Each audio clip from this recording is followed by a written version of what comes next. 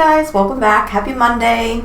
Trying to put a positive spin on Monday at least. So it is Happy Little Painting Monday, so we will actually be back on canvas today. If you tuned in last week, then you got to see my very pretty ocean scene that I did for a friend of mine.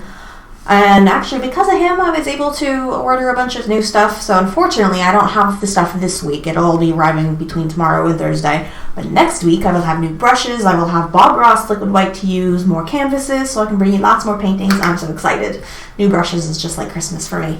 But today, we will be doing a bit of an enchanted-y forest, kinda. It's going to have lots of purples and blues and greens. It's going to be really pretty.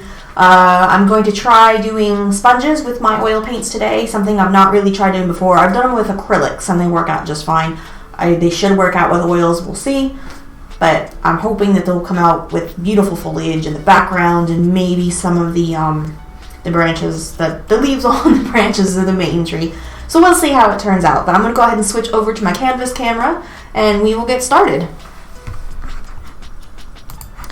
There we go.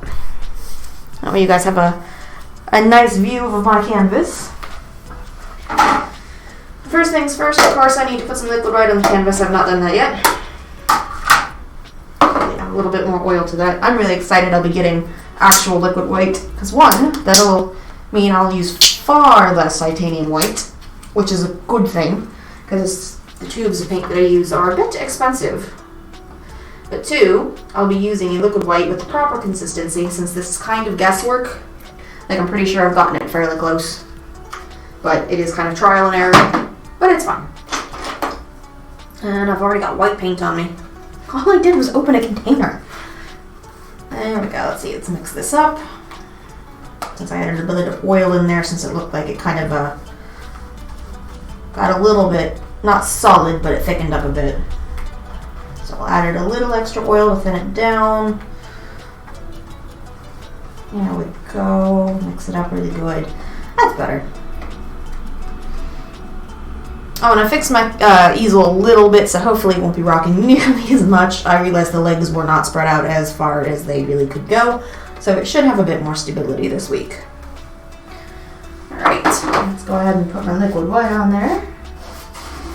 Ooh, that brush is actually quite stiff. I cleaned it really well last week, but it seems a bit stiff. I did not wet it or anything first, which you really don't have to do. There we go. I just needed a bit of tough love for a moment.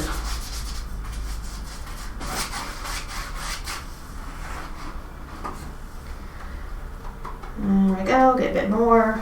I want a nice good coat on here. I don't want it to dry. Not that it should dry quickly. It's an oil. But as I found out last week, using some of the linseed oil straight on the canvas, it dried fairly quickly. I think what I'm going to do if I do that again, to combat that, I will put, since I don't have gesso yet, which I eventually will get gesso, I will put a layer of white acrylic or black acrylic, whichever I'm doing, on the canvas, just to kind of give it an extra layer. Like usually, like the canvases I buy, I think these are triple primed, which is pretty good. The reason you want your canvases primed is so that the moisture is not being absorbed into the material itself. Because when you do that, then it dries out your paint a lot quicker. So it's possible that this canvas just needs an extra layer of primer, which is fine. That's, quick and easy. Like I said, since I don't have gesso, I can just use acrylic. Gesso just dries a little bit harder. That's all. Let's see. Gotta make sure I get good coverage.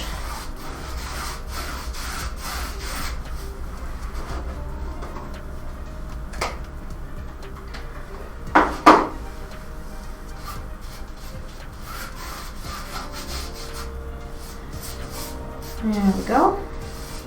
So I hope everybody had a good weekend and enjoyed their Valentine's Day or Singles Appreciation Day, whichever one you like to go by. I know I had a good Valentine's Day. We just kind of hung around the house and we played The Forest for a little while, which I gotta say is actually a really, really cool video game. I quite enjoy it. And we watched some TV. And we ordered curry for dinner, which is one of my favorites. I know It's nothing special to a lot of people who live here, but because, you know, I grew up in the States and I never had curry before, it's special to me. So I absolutely enjoy getting a curry for, you know, like Valentine's Day or an anniversary. And I really don't think my fiance complains about that. There we go. I think we have a good coat. There we go. Just kind of getting the edges just to kind of help the color blend around on the edges a little bit, because if I sell this, which you never know, somebody might decide to buy it if I don't decide to keep it. There we go. That way, like I said, if somebody decides to buy it, they don't want to frame it, then it doesn't look like it's an unfinished painting. With the sides, you know, only having some paint on them and not others. Alright, there we go. Yep, I think that's a good coat. So they say when you're testing to see if you've got enough liquid white on there, you should get the fingerprint, which I do, and then just smear that, or, you know, blend that fingerprint out. Right, I think that's good. Alright, see if I can wipe any extra white out of this paintbrush. There we go. And this one I'm actually going to wash up because I don't want all of that white mixed in some of my other colors if I decide to use this brush again. So we shall see if we actually need it. Although this is one of my bigger brushes, so it would be good for the background, but that's alright. Go ahead and wash that out. Get my trusty towel.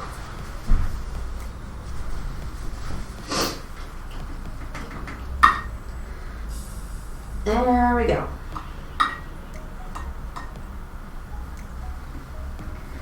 Yeah, that's good enough for now. I should give it a good wash later. So some of the new brushes that I ordered, I got some hog hair bristle fan brushes. So they're going to be a bit stiffer than the fan brushes that I have now, which might help with my foliage and trees and things like that. Might make them, you know, look a little better, give them a little bit more shape and definition and a little bit more texture.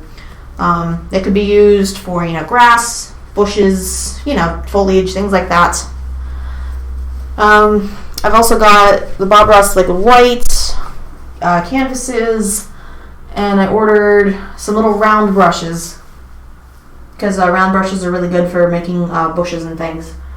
And did I order? Yes, and I ordered a set of goat hair bristle brushes, which are really good for blending backgrounds and things to kind of make the colors transition a little more smoothly. Like these hog hair bristles, I can't talk today. These hog hair bristle brushes are just fine for doing that, but at the same time, because they're slightly stiffer, sometimes you see lines in your paint and you don't really want that. I want something that's going to really blend them out nicely and smoothly, which is why I decided to go for a softer bristle brush. Camel hair is one that can also be used.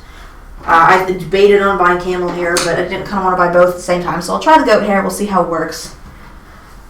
Let's see. So the first colors I'm going to start with, I'm going to do something a little different today. I haven't really used much of this French ultramarine blue, but it's supposed to be really nice. It is a transparent color, which, you know, is fine. That'll help with blending it out to give my little bits of sky that you will see a very, very, very light, soft blue. Most of the sky, though, is going to be covered up today because I'm going to fill a lot of this with background foliage and things. So a little bit of that just to start with. And I really don't want much of this. Like, I really want it to be just very, very light. Just kind of a... I kind of want it to look like the tops of the trees, and there'll be light coming in, so I really don't want to add a lot of color. That actually might even be too much. I might need to mix a little bit more white with this just so I can guarantee that it's going to be dull enough. Well, not dull, but light enough.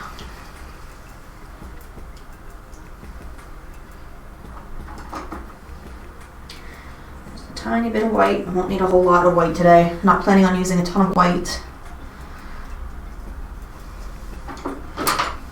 But I'm going to use some other pretty colors. I will use my phthalo green because it's a nice turquoisey green. I will use some alizarin crimson. I'll mix it in with my blue to make, nice lavender colors. I'm not really going to use the alizarin crimson on its own. Yeah, see, that's going to be a nice color for my sky.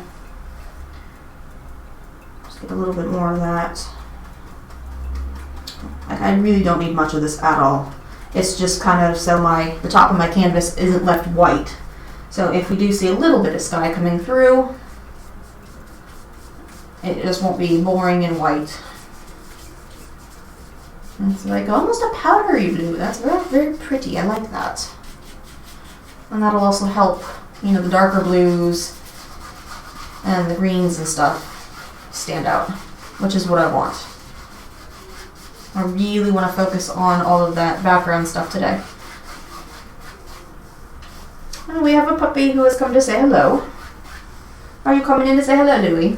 I had the door shut, but I guess I didn't latch it, but that's fine.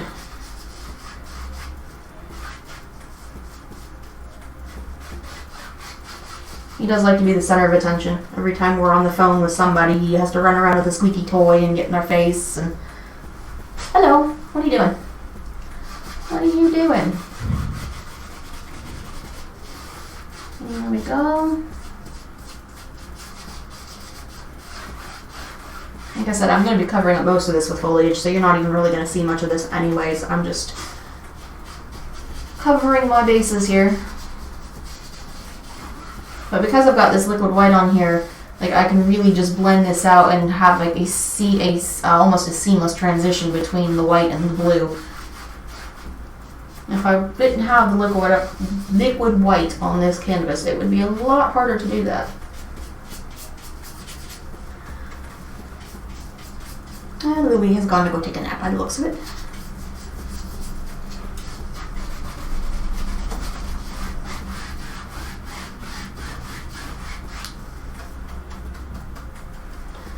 Just gonna get this side of the canvas a little bit.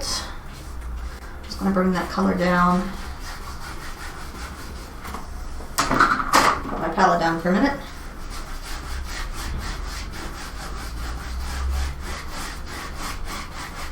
There we go.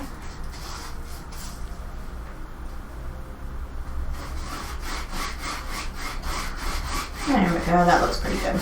Yeah, I'm quite happy with that.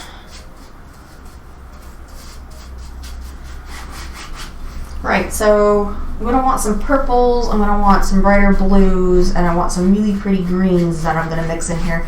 So what I'm doing is just kind of throwing some color on this canvas, and we'll see how it turns out, how it looks, and we'll go from there. We'll shape our foliage based on that. So let me get some of this phthalo green on here. Just a little bit, it never takes much. I probably even put too much ultramarine blue on here.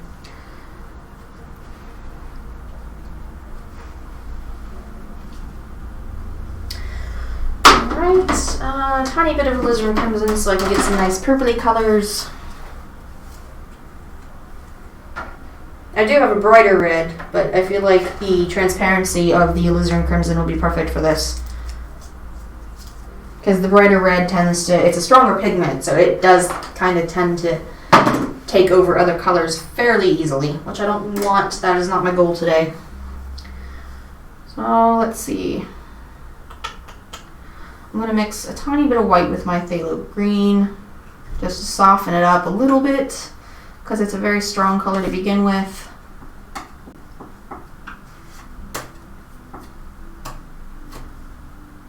I'll probably do that for most of my colors that I put on here, to be honest. Very soft, thinking almost pastel kind of soft.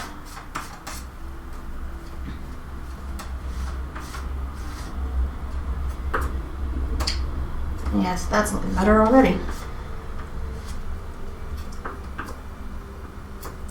I might even add just a touch of blue into that. Just a touch. What kind of color do we get? Ooh, that's nice. I like that.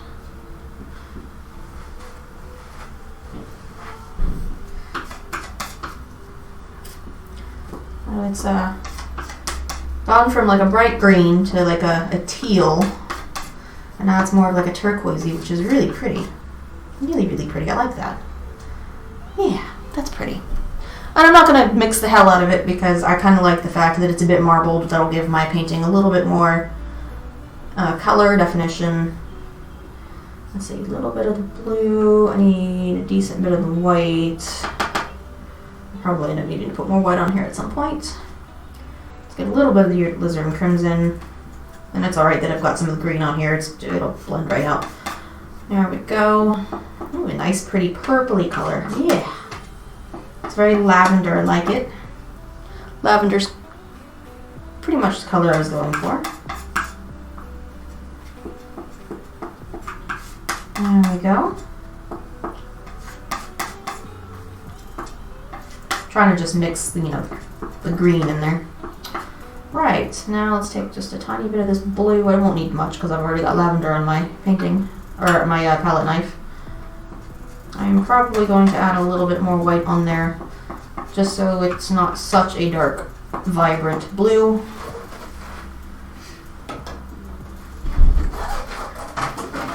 So we're just doing background colors, so we don't want anything really strong and vibrant because we want to make sure that anything we put in the foreground stands out.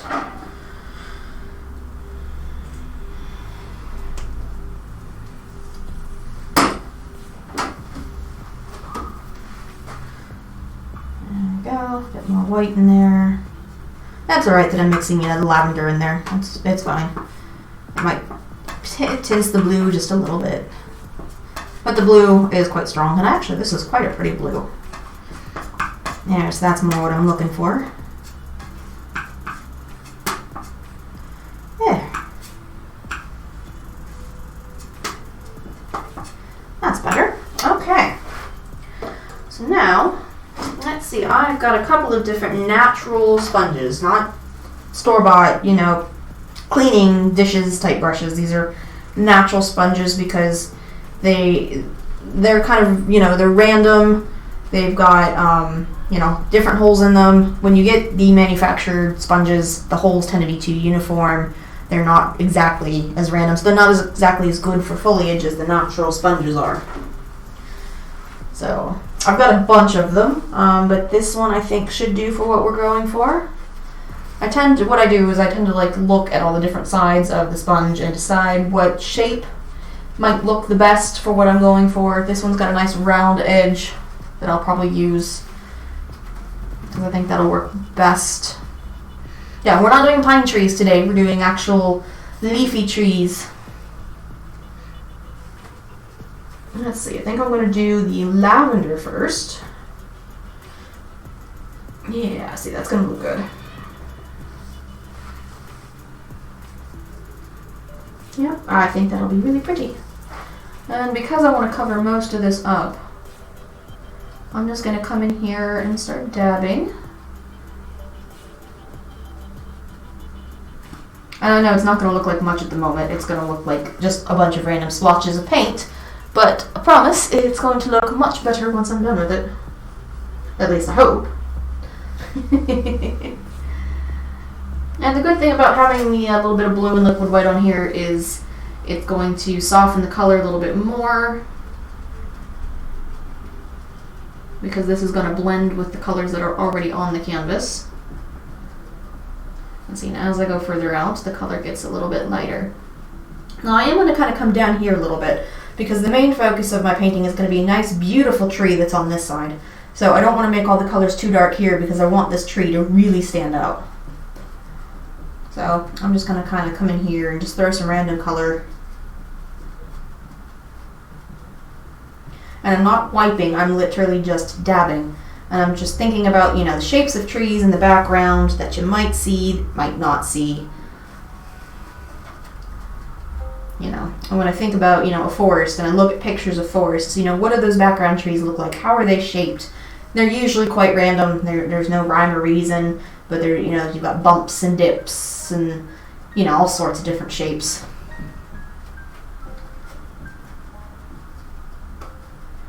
So I want it to be nice and soft. I kind of, I want them to look like they're off in the distance, so I don't need them standing out too much. I'll probably even continue to dab these a little bit just to lighten up the color. What I'll do is, as I dab this, I'll pick up some of the extra paint and I'll bring it down, and it'll just help to lighten the color up. Just dab it out.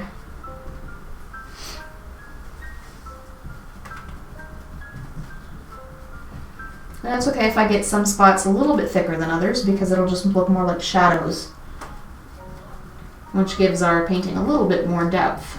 Shadows are a good thing. We like shadows. That's okay if I've got more over here because since the tree will be here covering it, we can have a little bit more detail on this side.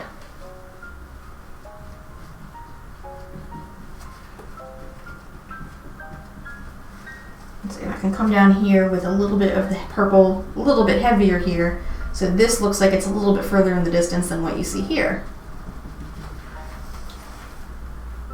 I just want to give a little bit of shape. You don't need to worry about too much though, because you're not really going to be paying attention to a whole lot of this. This is just background noise really. I'm going to add a little bit of blue in here because that's going to look like other different shadows, like different layers of shadows.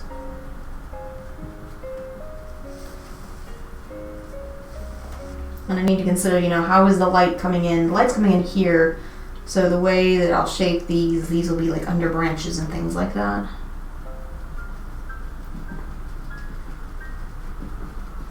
Right, soften those up a little bit, make them look a bit more natural. There we go.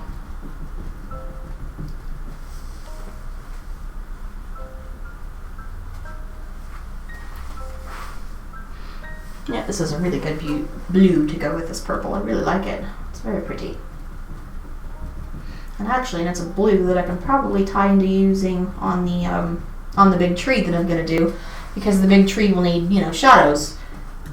Now I know when you look at a tree and you see brown, but if you look really closely, you know, you see other colors. Which is the beautiful thing about becoming, you know, a painter. You actually really learn to see colors out in nature, and it's not always what you thought it was. You know, trees are not always just brown. You see blues in there, you see reds in there, and it's quite interesting, really.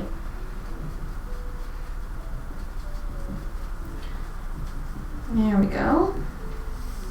So those are just some tall trees that are in the background. At some point we'll add some really, really light tree trunks at some point, maybe some branches, but you're not really going to see a whole lot because they're off in the distance. I'm going to take a little bit of this green, just a little bit, because it is quite bright. Doesn't take much.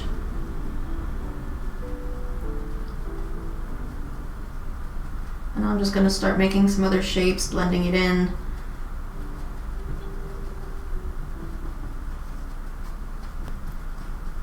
The sponge is probably not the quickest way to do this, but painting is not necessarily about speed.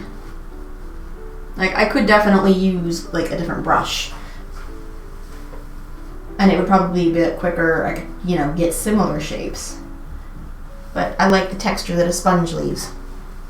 I think the sponge leaves, you know, a texture that's more leafy and bushy. A little bit more of the purple, I think. So I'm just kind of alternating colors at the moment. And this is an enchanted forest, so it could be, you know, whatever colors I want it to be. I mean, it could be any colors I want it to be anyways. Doesn't matter if it's an enchanted forest or not.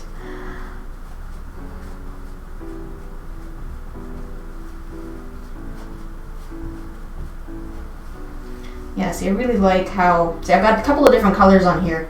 So they're all kind of coming out in their own time, if that makes any sense. So you'll have spots of blue, you'll have spots of green. So it's creating it's creating some illusion of depth and shows, you know, the light's hitting in some areas where it's not showing, not shining in others. And it's quite pretty.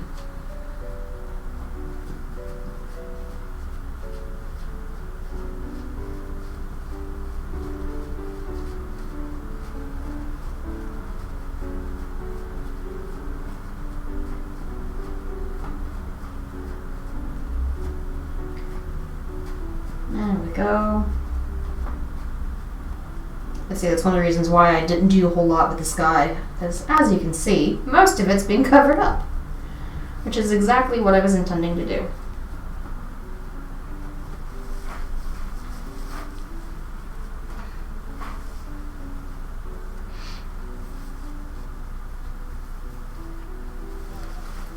A little bit more purple.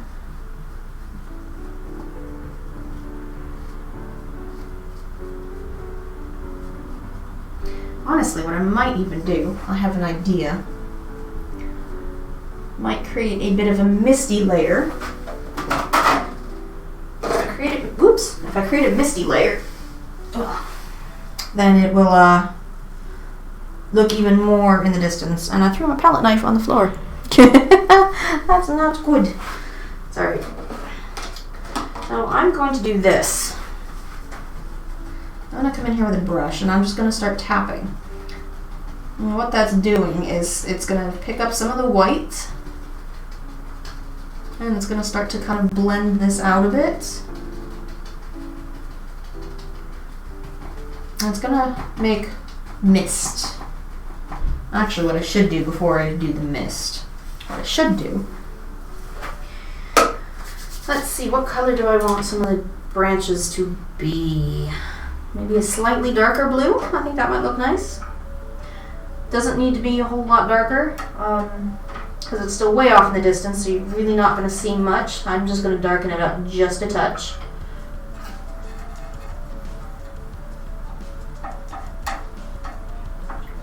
Just a touch. There we go. Yeah, so color studies are really interesting. Learning about, what colors show up closer, what colors show up further, and apparently, one of the reasons why we see blue from a distance is because, blue is generally the first color to show up. I don't remember all of the science, but it's, it's quite interesting to learn about. So I'm coming in here with just kind of some thinner paint, just so it flows nicely. And I'm just kind of making some tree branch shapes. And it doesn't have to be perfect because, these are off in the distance, you're not going to see them. They're not the primary focus of the painting.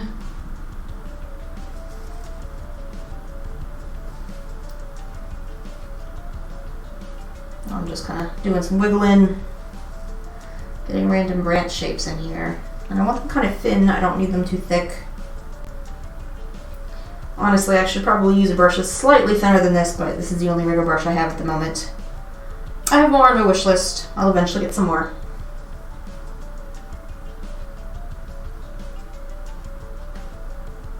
But this creates the illusion of trees in the background. It's quite nice. So it doesn't look just like random paint splotches.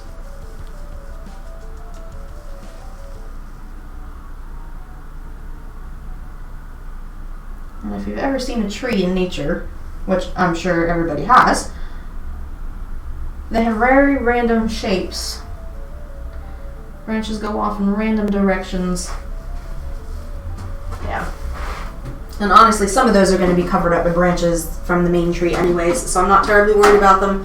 They don't need to be perfect. It's just to kind of give a little bit more of a detail to the background, just so they look like trees. Right, now I can come back in. There we go. And create a bit of a mist effect.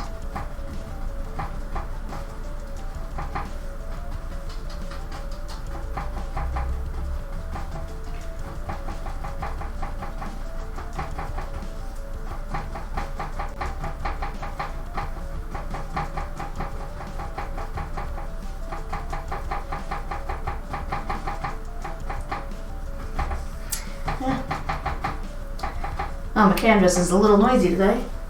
What is it hitting on? Oh, it's just bouncing. Okay, that's fine. It's just bouncing off the back end here. Like, it's in there tight, so I'm not really worried about it. It's not going anywhere. It's just going to make a little bit of noise today. Whatever. That's what makes the canvas happy, and it can make noise. There. And I'm just doing a little bit of this just to kind of blend some of the colors together a little bit more. I don't have to do it, but you know, you can. Just kind of trying to create that mist going up a little bit. Honestly, my branches and my trunks for the background are probably a bit too dark. Like, I literally did not add much to the blue that I'm using for the dabbing here, and it just darkened it so much. So that's fine. I can just do a little bit of tapping. Just a little bit, and it'll lighten those up so they'll fade into the background.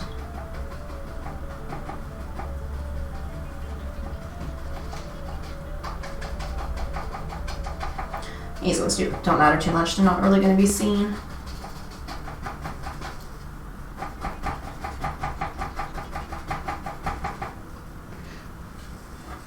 Here, let's do that. There we go. That got rid of the tapping noise. Well, kind of. Yeah, see? I'm just kind of blending these out just a little bit. Just a bit. Just to soften them up because I feel like they were a bit too dark. One of the reasons I love oils, it's so forgiving. So now, they look like they're just off in the distance, which is exactly what I wanted. I'm not going to worry about fading these out too much over here. You're not going to see a whole lot of them.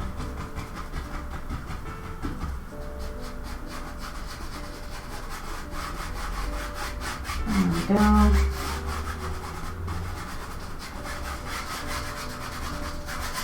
Blend those in just a little bit. Yeah. Okay. I'm just testing my liquid white because I feel like it was a bit thin in that area, but that's still on there.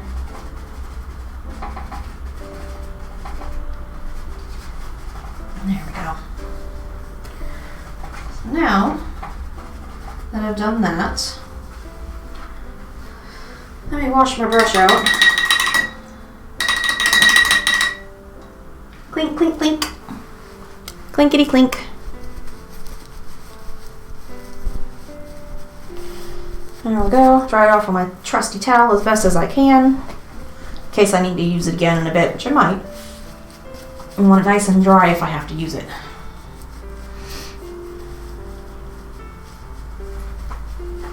There we go.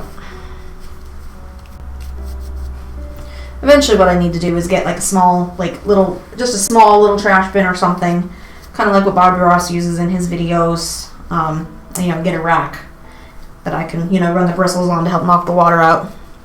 So I can beat the devil out of my brush. That's what I need. One of these days.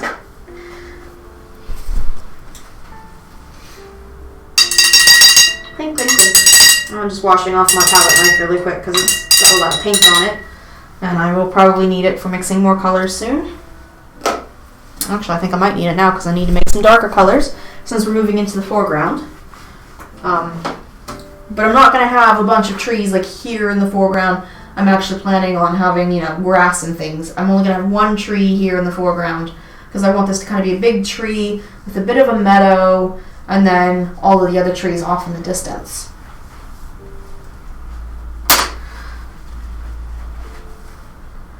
I'm going to take that slightly dark bluer color and I'm going to come in here, make some shapes,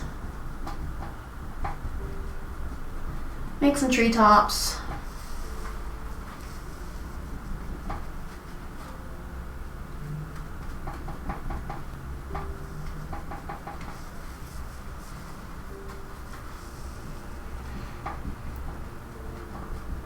So, I did have a really good weekend.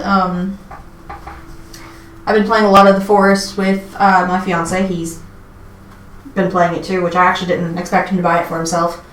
But he did, and we've been having a lot of fun with it. It's a great, horror survival game, and I love those kinds of games.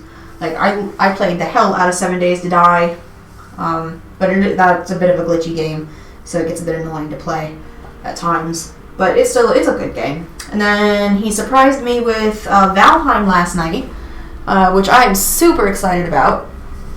I really can't wait to play it. I have considered streaming my first time playing it. It's just, I'm trying to decide when to add a gaming stream to my schedule. I've considered doing 2 streams on Mondays, but, do I really want to do 2 streams on Mondays?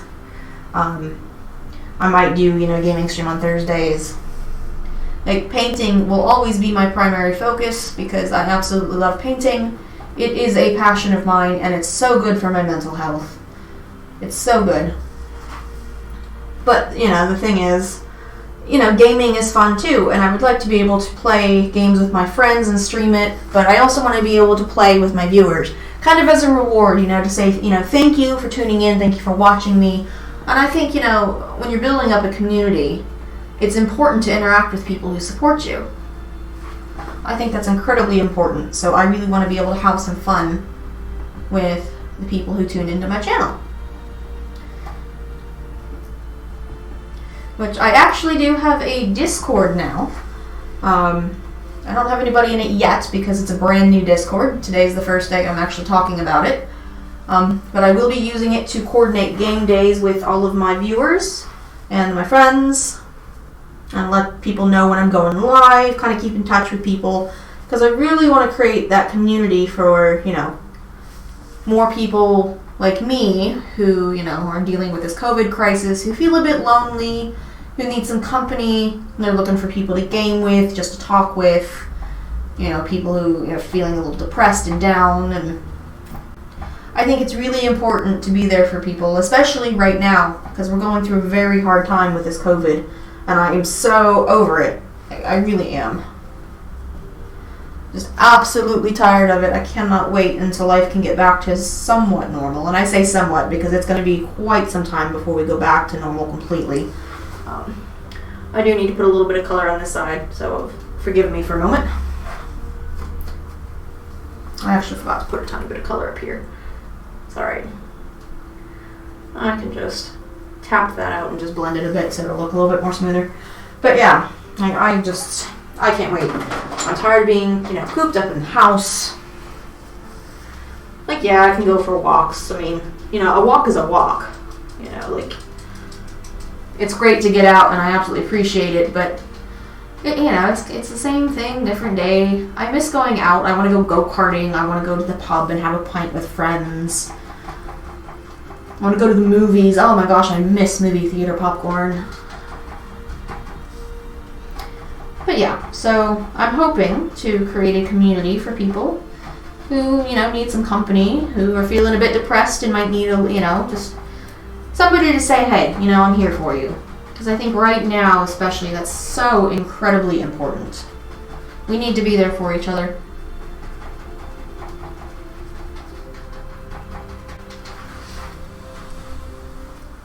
Yeah. Now step back and look at it a little bit. It's always important to step back and look at your paintings because it looks completely different when you're close up. Yeah, that looks pretty good. It still doesn't look like much now, but, I'm getting there.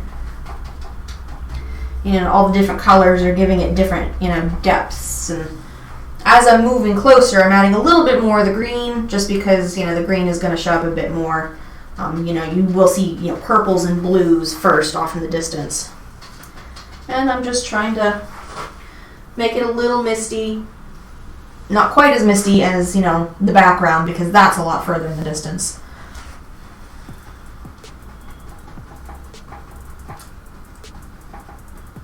But I'm also doing kind of what's called blocking in colors. Like, I can always add more detail to this, add more colors, give it a little bit more definition. Right now I'm just kind of throwing color on there, kind of seeing how it goes, and then I will fix it up as we go along. But yeah, I'm probably going to come down to about here with my foliage, I think. And that'll start the grass. I think that's a good, maybe right about there. I think that's a good spot. Yeah, I think that'll be a good spot for the grass. Just a little pre-planning there.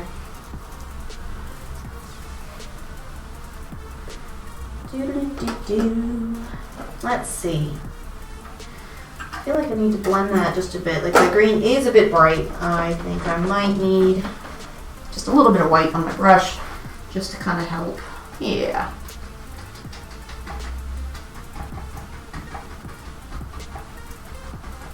As you can see, I'm literally not making any sort of specific shapes. I'm just kind of going in there and just dabbing. Because the forest is random. Nature is random. Could you imagine how boring nature would be if it was literally just all the same colors and shapes and sizes. Right.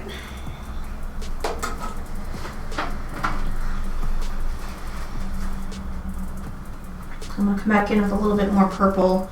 I want to create, just the illusion of some shadows in here. Because now that we're starting to get closer, I can, make some more definition that you would actually, see a bit more. But it's still, very random. There's still not, a ton of shape or definition to it. And I'll probably blend it just a little bit. Like I said, I'm not doing too much over here. Tree trunk's going to cover most of that, so I'm not terribly worried about it. And the less paint I have on my canvas, the easier the tree trunk will be to make.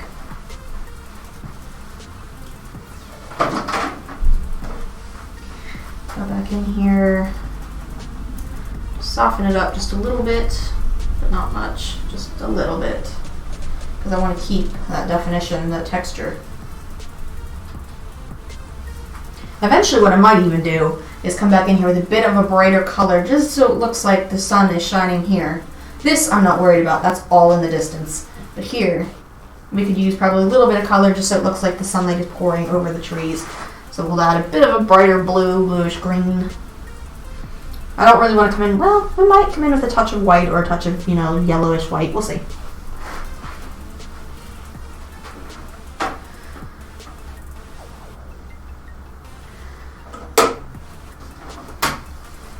But this is the point where I can add, I'm going to come down here with a few more colors, and then I can start adding like actual tree trunks that you might see in the background.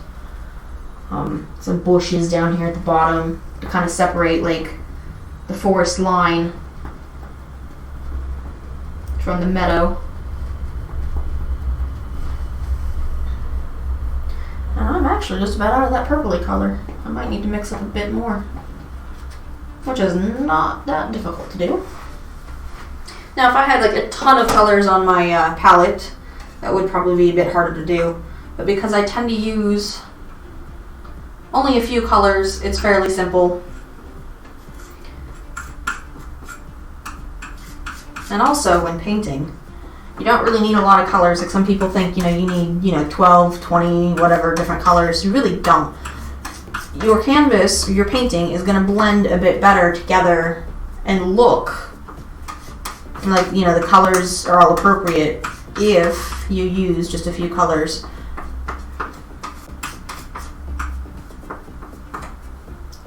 Tiny bit more blue, I think. I put a tiny bit too much red in that. Just a touch. I don't want it to be a warmer lavender, I want it to be a cool lavender. And it can be slightly darker since, we are slowly moving close up.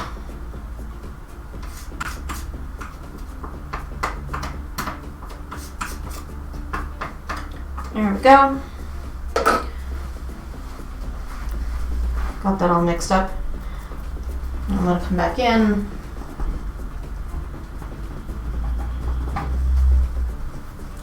So like a lot of what I'm doing right here is going to be behind tree trunks. I can come in, with some other colors or some darker colors when I add the tree trunks in here. So it looks like some of the foliage is in the front. Because you're not going to have just a line of tree trunks and then foliage behind it. That just looks a little unrealistic.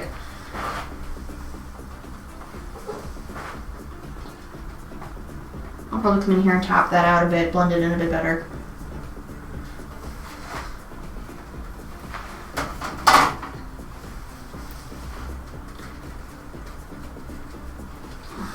There we go. Come back in, do a bit of blending. I might even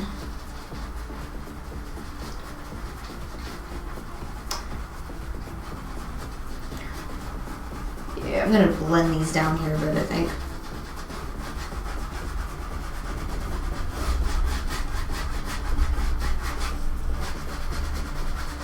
And then I'll come back in over the top.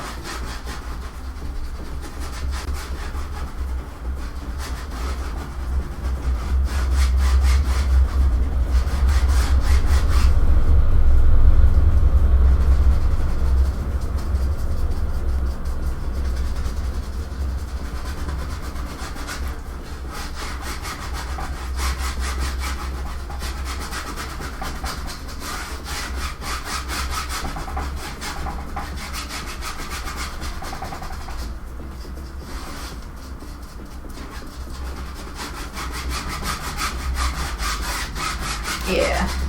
I didn't want to dab all the way down because then I would get, paint on here that was really super thick, and I would probably have a harder time putting my tree trunks in.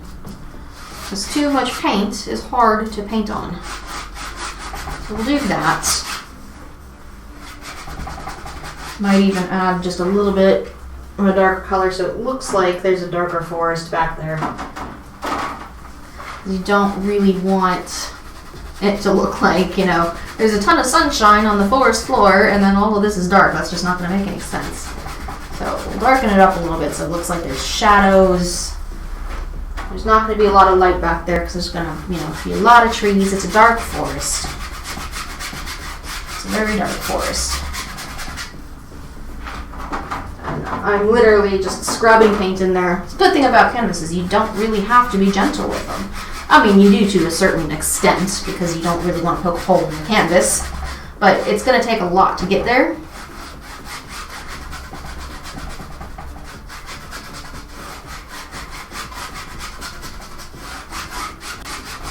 My canvases are quite flexible, so it's really hard to do damage to it.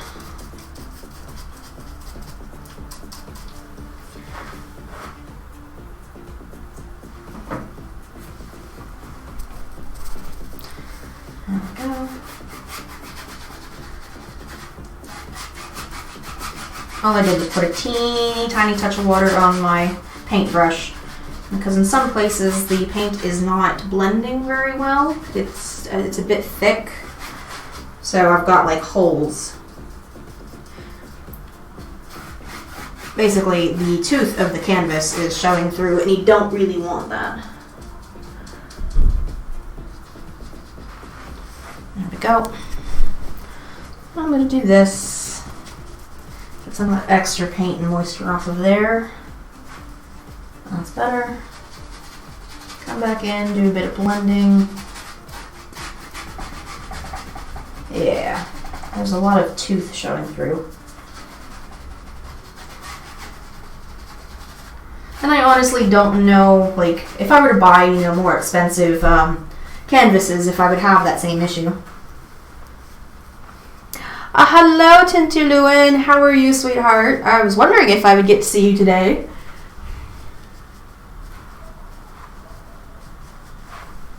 Yes, I'm really liking that. Now that I've blended a lot of that in together, that's really nice. I can see, the definition of trees up here, but these are all, yeah. That's really exciting. I might do a little bit of this just to kind of help smooth it over on the top, just because it's a little splotchier than I wanted. Splotchy. The sponge, is fantastic, but I think it needs a little bit of assistance. It's a bit better for the acrylics. Not quite as good for the oils, I think. But I would use it again because it's a very useful tool.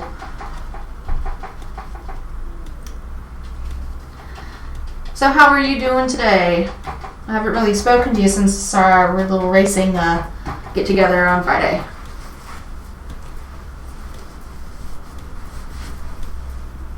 Yes, I'm looking at the camera view, see what that looks like, and that looks really good on camera. I like that. You're good-ish. What's going on, my love?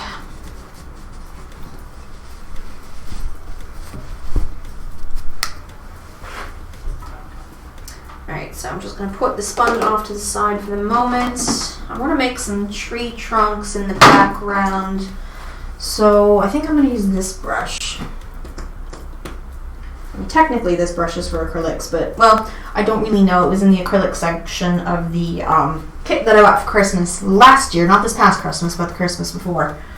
So it might be just for acrylics. It might be multi-purpose. I don't know. But I used it last week. It worked just fine, so I'm going to use it again.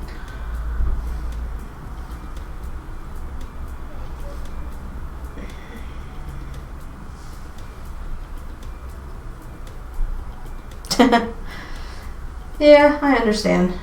Have you started doing any yoga or anything? I know yoga might help. I actually did yoga this morning. I'm starting a new exercise regime and diet today. So I did 10 minutes on the exercise bike. because I'm not used to working out, and I did 20 minutes of yoga.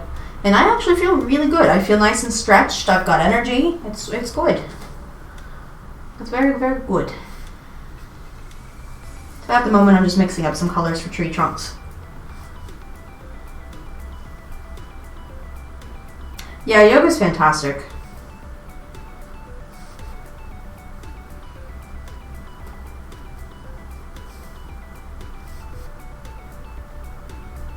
There we go. I want a nice darkish lavender, I think.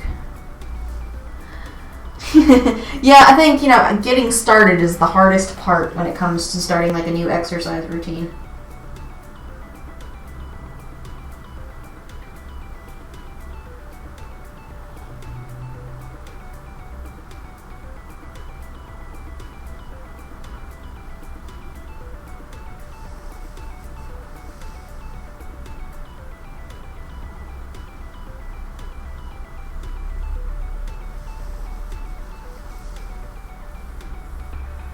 So I'm literally just coming in here, just adding some tree trunks. Some of them will look a little closer, some of them will look a little further away, but I'm trying to make it look like there's, a full forest of stuff. A very full, enchanted forest. I don't want them spaced out evenly, because like I said, nature is random. Nature is very, very random. It would be boring if everything was the same. The biggest canvas is honestly this size. It's a 30 by 40 centimeter. Or, for anybody who doesn't know centimeters, which I'm still learning myself, but it's roughly 12 inch by 16 inch. It's a decent size. It's not too big, not too small. I would like to paint some larger canvases. I do have some on my Amazon wish list. So at some point, maybe I will get to have some bigger canvases. Bigger canvas means bigger picture.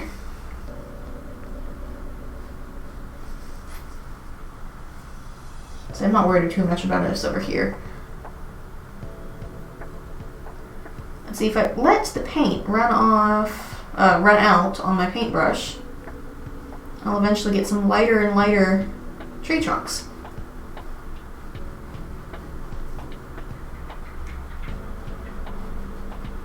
And they'll just gradually fade off into the distance.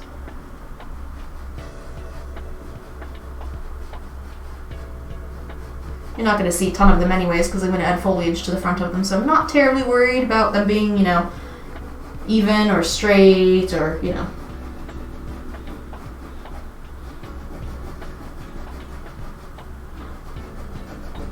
Like, I know the canvas probably looks like it's a bit of a mess at the moment, and it kind of is. But I'm going to add bushes up front, I'm going to add some foliage on the top here, and yeah, it'll be pretty. Clean that brush out. So I did a lot of the foliage with the sponge for the background, so I think I might move to doing some of the front foliage with a paintbrush. Kind of wish I had my round brushes that I ordered, but I don't have them yet. I think those are coming Thursday. I can't remember. I've got one or two things coming tomorrow. I've got one or two things coming Wednesday, and then I think my liquid white will be here Thursday, I think. Let's see. What paintbrush do I want to use? I'm going to use this one.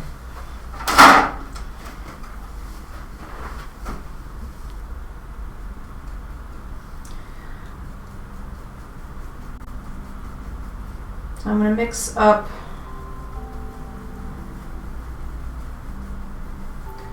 some of this green with this blue.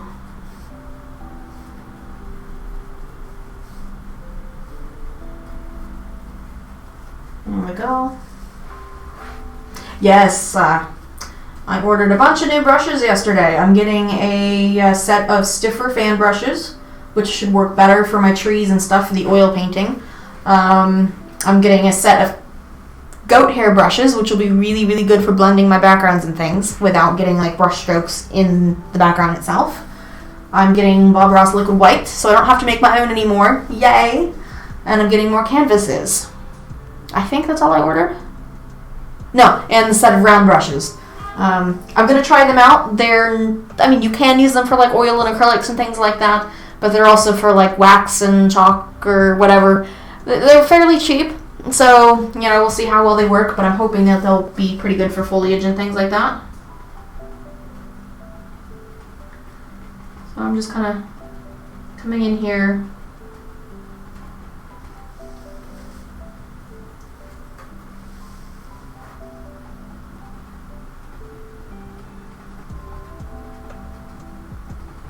I'm just trying to think of, the shape of trees and things.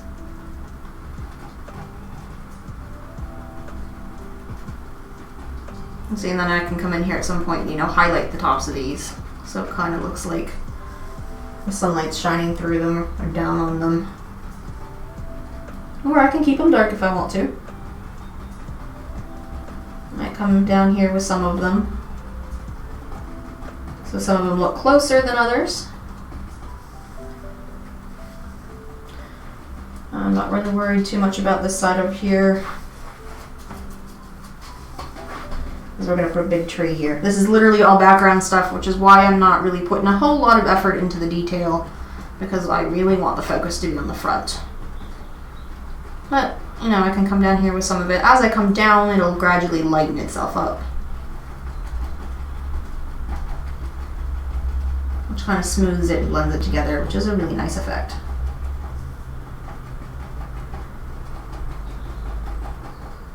And see, this is the cool thing about painting. You can make the forest whatever color you want. Hello, Biggie. How are you? Oops, that's not the right green. Oops, oh well. Yeah, that's what happens when I when I pay too much attention to the chat. It's alright.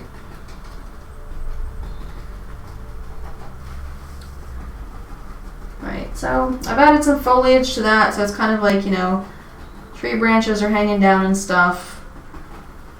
And we can see some of the tree trunks in the background. I'm going to add some bushes here, but first I'm going to come in, get a little bit of that color. I need some white. I need to give my foliage a bit of definition.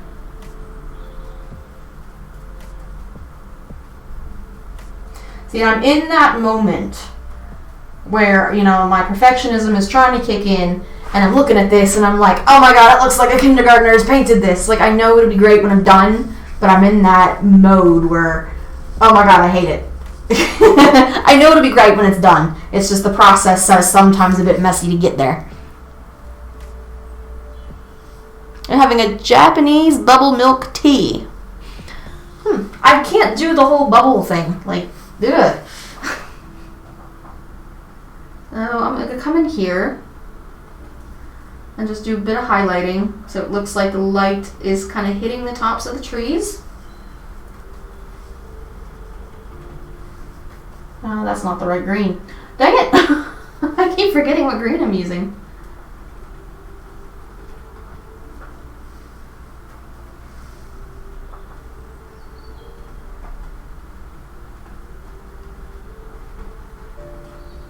See, this is one of the reasons why I really want the round brush, because like these, they're kind of, they're straight, which is not necessarily a bad thing, but I feel like a round brush would just make this a little bit more defined.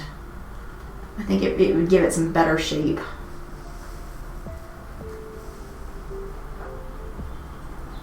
I'm going to come down here with it. I'll probably add some like tree branches and things in here. Alright, so we need to do some bushes.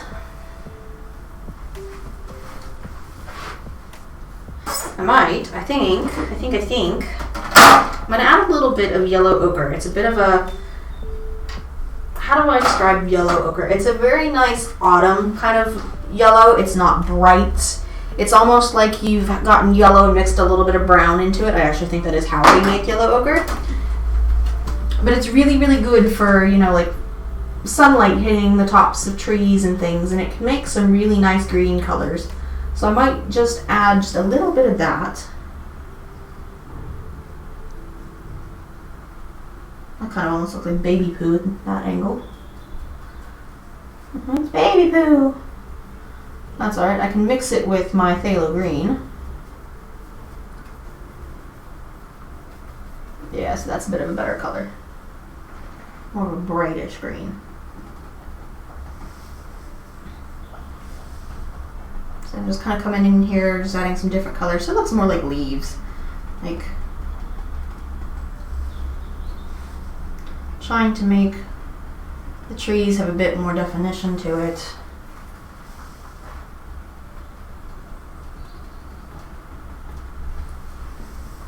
I might even do a bit of blending and swirling together, because these are still supposed to be in the background. They're not supposed to be very detailed. I don't want them detailed.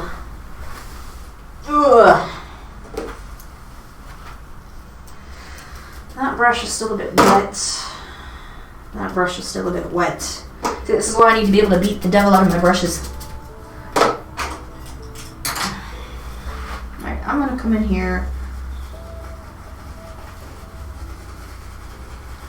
I can move this paint around, which is fantastic. I like being able to do that. I couldn't do that if I was doing this with acrylics. And I can tap to return some of that definition, but I'm kind of trying to blend those greens together a bit more.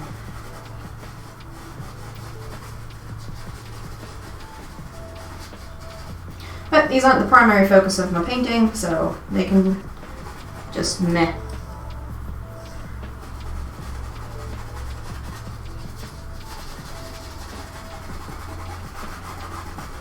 Might even come down with them just a little bit.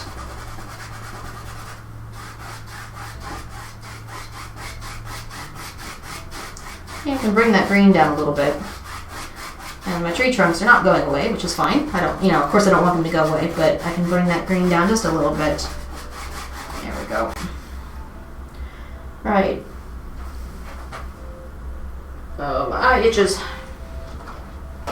Itchy eyeball. So I really want to do some bushes. I want some nice, pretty, full bushes. Kind of wondering if that yellow ochre is not exactly going to work. I might just stick with white for the highlights. Because I'm not entirely sure if the yellow is the effect I'm going for this painting. Which is fine. Sometimes you decide you don't want to use a color.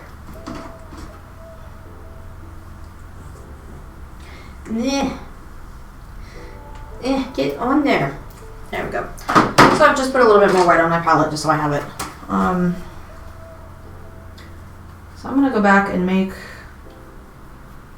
a bit of that darker green with the phthalo and the ultramarine for some bushes up front. Now, I'm never really good at bushes, so this is kind of a test. Let's see how well I can do. I want a nice... Actually, you know what I'm going to do? I know what I'm going to do. I'm going to add a little bit of black. That's what I'm going to do. I'm going to add a little bit of black. So I've got a nice dark color to work with, and then I can add my highlights and stuff on top. I really had considered doing this on a black canvas, and now that I'm thinking about it, I probably should have. I think if it was on a darker canvas, the colors would have popped a bit more, and I would have had more of the effect that I was looking for. But, you live, you learn. I can always do this painting again. And besides, they say what you need to do to get better, Find subjects that you like to paint and paint them over and over and over again, and you'll find yourself getting better each time. And it's true. I have found myself getting better with mountains, and I've painted lots of mountains. They're still not exactly to the level that I want them to be, but practice makes perfect.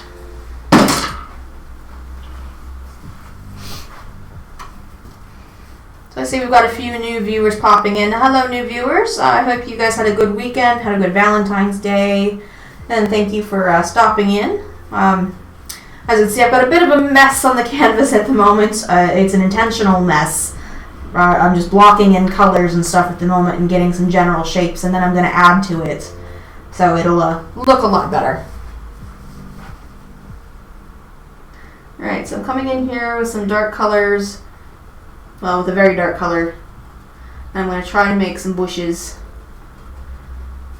Like, the shape of the bushes is not the problem. I'm really good at getting the shapes. What I do have an issue with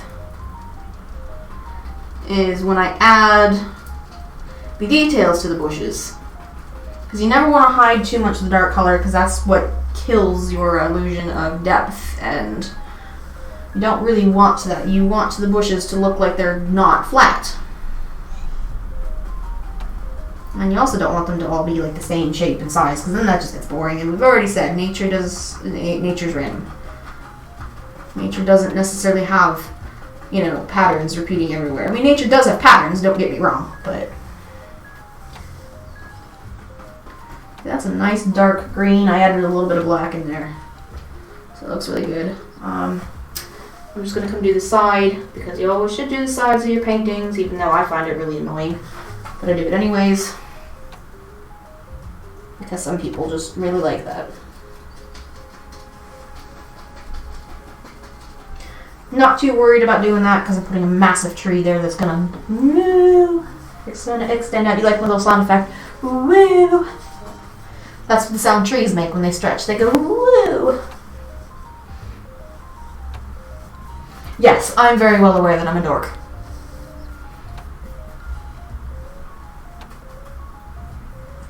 See, now that I got that, I'm going to come in.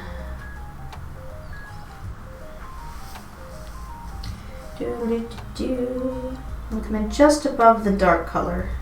That's something that I always mess up on. I don't always go just above the dark color. But when you're doing bushes and things, that's really what you should be doing. And then you just kind of don't kill all the dark.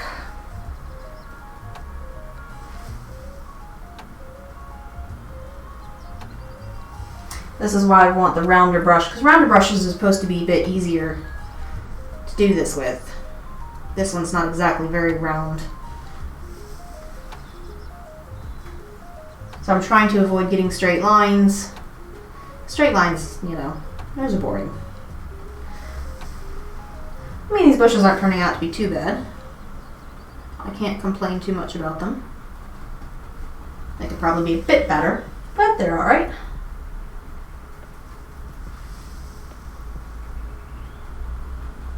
And I'm mostly just using white paint, but because there's green on here, it's blending in with the green. Oh, see, now that's nice. I think I need a bit more white. And I'm just going to come in and touch these a little bit with some white. And come down here. Because I really want it to look like there's sunshine. That's better. And I'm going to go back at some point shortly and do a bit more with those trees, I think, up there. Now that I've kind of blocked in the colors and I've got a better idea of what I'm going for, I might add a little bit of the dark in there and then, touch up the highlights. I have seen some methods, honestly, where when people are doing trees, they literally just scrub a bunch of random tree type colors, like greens and browns and yellows and things. And they scrub them on there, and then they put a layer, they kind of just dab a very thin layer of black over top to get the shadows. And then they go in and they're very careful with the lighter green. And let me tell you, the trees are fantastic. I think that's a method that works better with acrylic.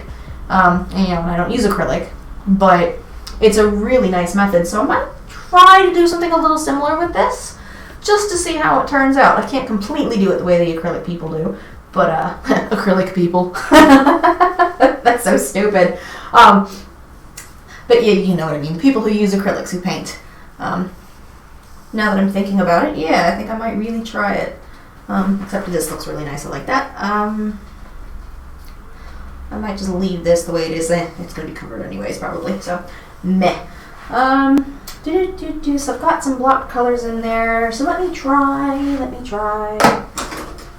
Alright, I'm going to get my paintbrush wet. I'm going to thin down some black. Because I want it to be kind of inky.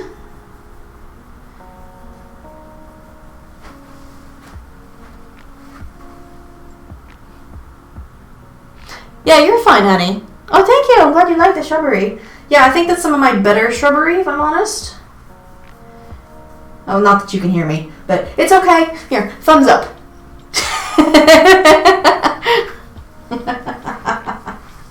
And I got paint on my shirt.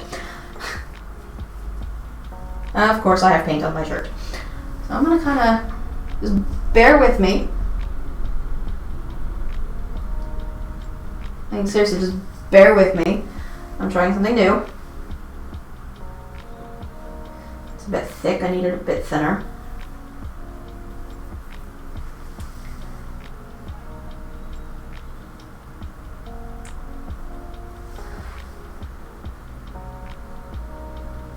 I know, sorry, if I'm blocking the canvas, I'm sorry. But, like, I'm literally just kind of dabbing the shadows on here.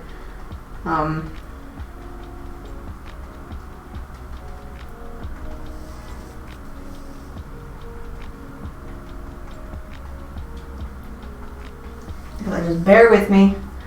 I know this may not make any sense at the moment, but I have a plan.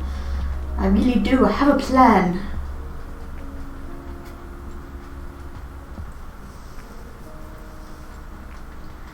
And see, when I put another color on top of this, it's going to mix with some of the black that's on here, so it's going to naturally just darken up certain areas, which would be nice.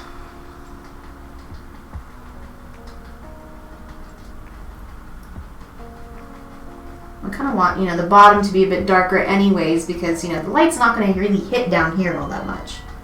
So we can do that. Alright, so I've done that. I'm going to take that green that I used for my bushes. I'm just going to use the same brush. It'll darken up the green a little bit, but that's perfectly fine. I'm going to kind of come in here.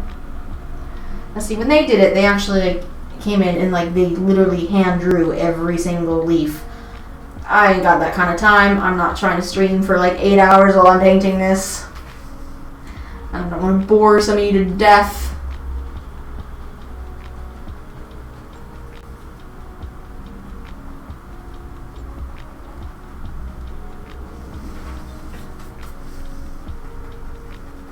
And see, the green is mixing with the black down here, so it's really making the color quite dull, which is good. That's kind of what we want, because we want it to look more like it's in the shadows.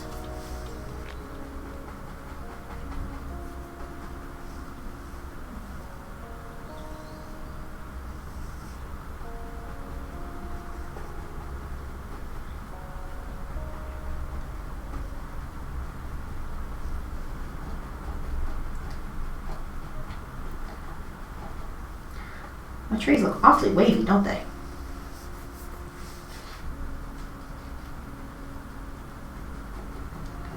You come up here with them just a bit. Give them a little bit more shape.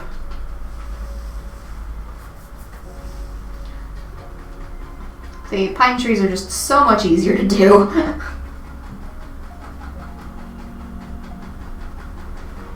See, we'll do this so they look like there's branches hanging down.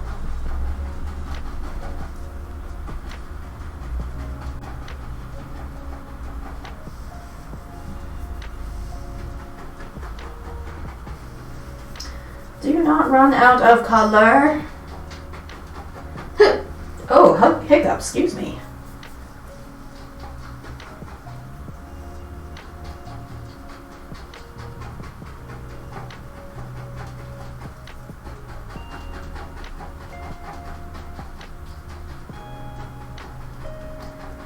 Alright, so I'm going to come up here just a little bit. I don't like how even and just meh these are looking. So I'm going to bring up some of this color here. I really want them to look bushy.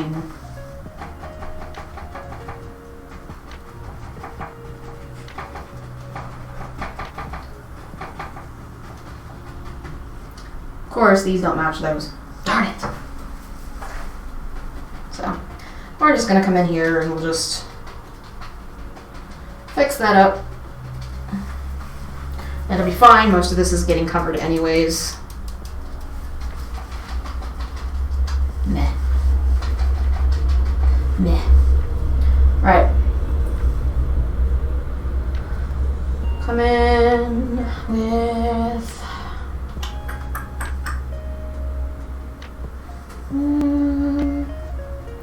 just a little bit of this color. Just a little bit at the top.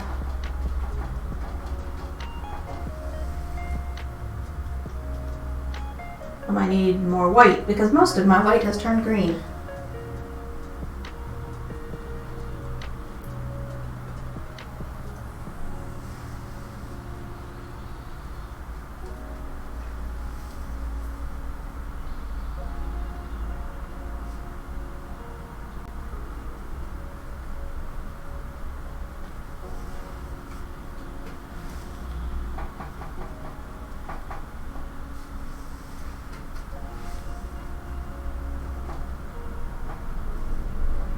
See, I don't like doing trees. I'm not very good at trees. I'm not liking the way this looks.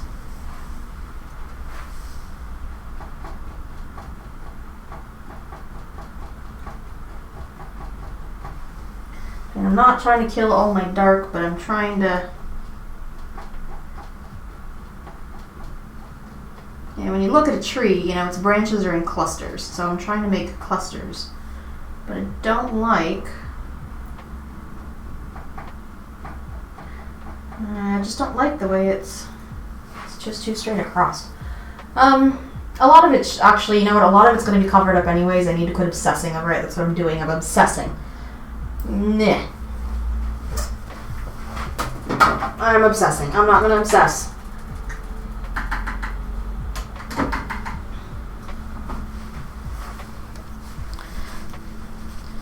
Alright, dry that brush off. Okay, so what I'm going to do next, I'm actually going to use a raw umber. Meh. So raw umber is a very dark brown. I'm going to make the basis of my tree. I'm going to thin it out just a little bit. Just so it glides on nice and smooth. I do need to start doing the grass too. I think the tree trunk's going to be here.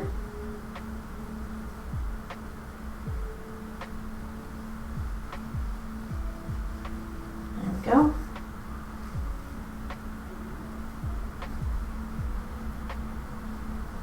It's going to be a nice big tree. That's what I want.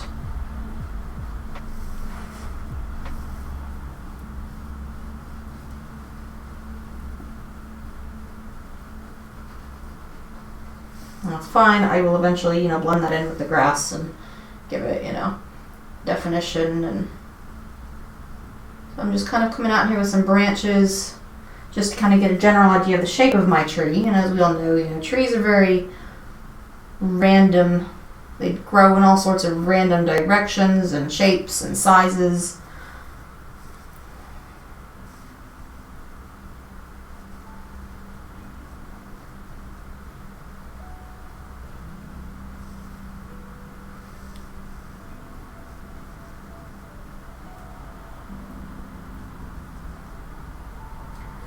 Yeah, so the tree goes off the canvas, which is fine.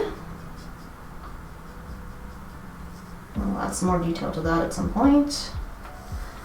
So it's a nice big branchy tree.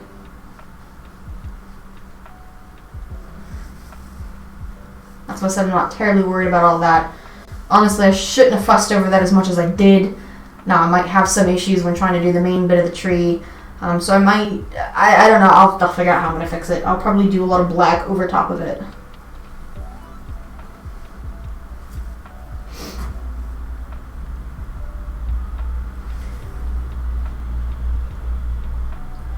So at the moment, I'm just kind of trying to come in and just make sure that the tree trunk looks smooth.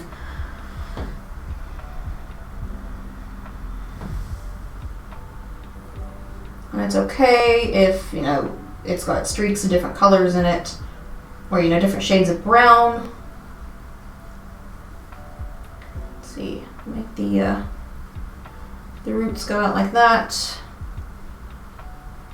I'll blend grass in here at some point so that, you know, it looks more natural.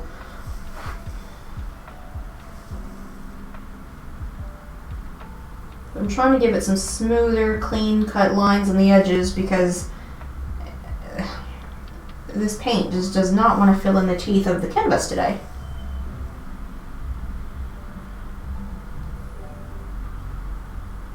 Like I said, said, I don't know if maybe more expensive canvases would actually have, you know, a finer tooth, which would make it a bit easier, you know, to cover it with paint or not. I don't know. I have never experienced a more expensive canvas. These are within my budget, which is fine. I can make really pretty paintings on this canvas, on this type of canvas. It's just not as smooth. But if I do get some white gesso, I can always do another coat of gesso on here, which will help make it smoother. So I think my next purchase is going to be buying some gesso. Because it could just be that this canvas just needs another layer of primer.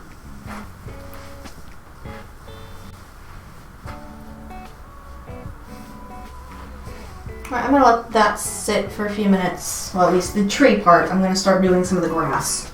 Because if I don't start doing some of the grass, it's going to drive me insane.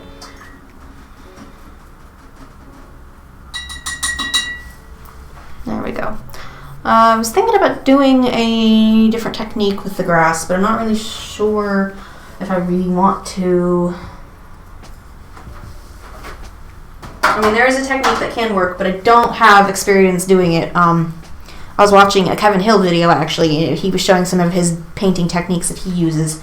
And what he does is for grass sometimes, he, you know, puts like different colors of greens and yellows and, you know, browns and stuff in here, and then he takes a fan brush and he just kind of brushes it up, and it gives it, you know, that grassy texture, and it looks beautiful. I have no experience with it, and I don't know if my soft fan brushes will work, so maybe that's something I'll try next week when I have the stiffer bristle brushes. Try saying that 3 times fast, yeah. But I do want, let's see, I'm going to mix that. I'm going to mix a little bit more green in that because I want a really nice rich dark color to start with, and then I can add, you know, the highlights and the shadows and stuff. There we go. God, I love this phthalo green. It's so pretty.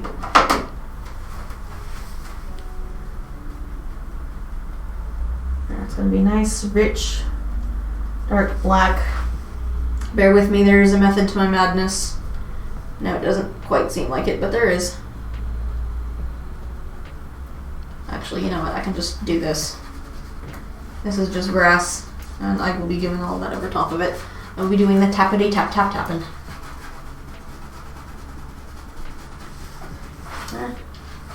Hazel's rocking a little bit, but it's not doing nearly as much as it was last week.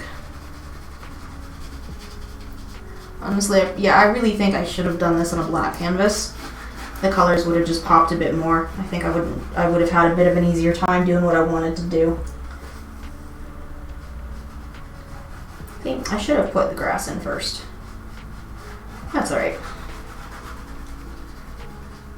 Sometimes I get excited and carried away and get a bit ahead of myself. That's alright, I can just blend that out and fix it.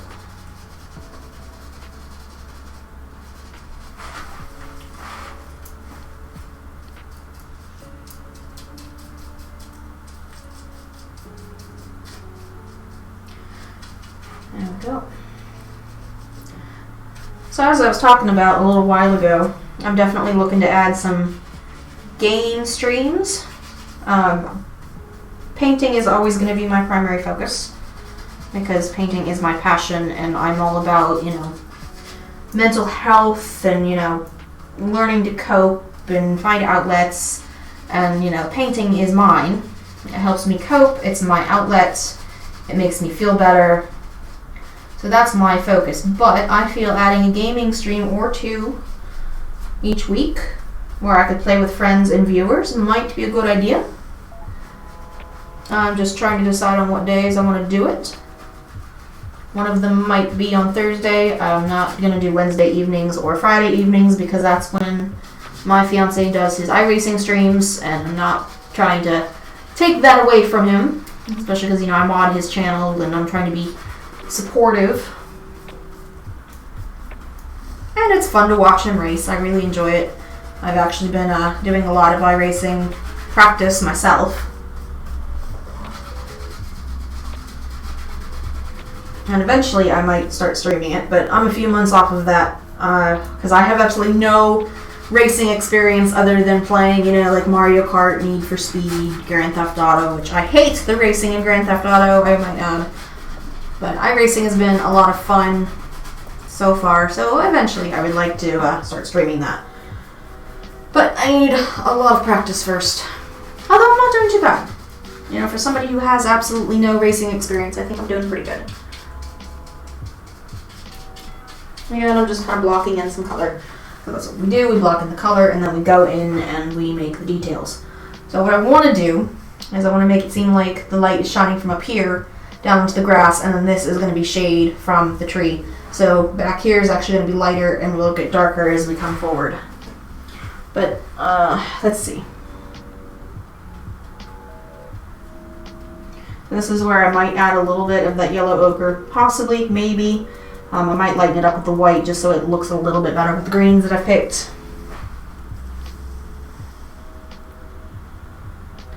But I need that to be a bit of a different color so it doesn't blend in with my bushes. La la la la la la.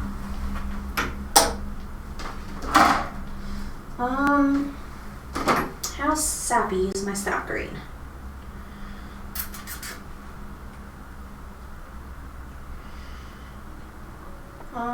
Let's see. I'm trying to decide what color I want my grass to be. I don't want something that's obviously not going to work with the background.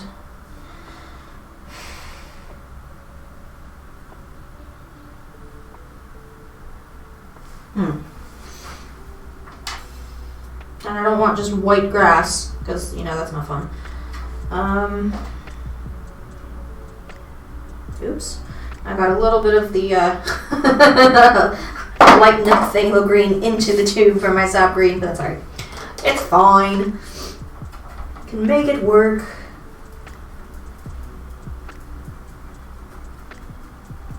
And it's quite a pretty green.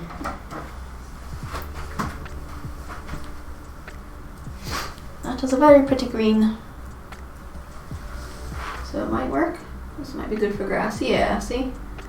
That's alright for grass. Yep, see, so I'm just kind of coming in here and doing a bit of the tappity tap tap tap.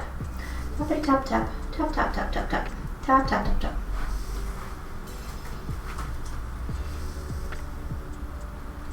I don't want to kill all of the dark green beneath it, because then it makes it look like the land is not even.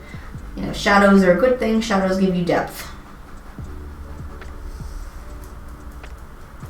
And I just stuck my thumb into the green paint on my palette. So I can really understand why Bob Ross had such a massive size palette. Because you really use every bit of it. I might even come in here and do a little bit of bluegrass too. Just a bit. Pardon me. Don't worry about the grass on the tree trunk. We will blend that out.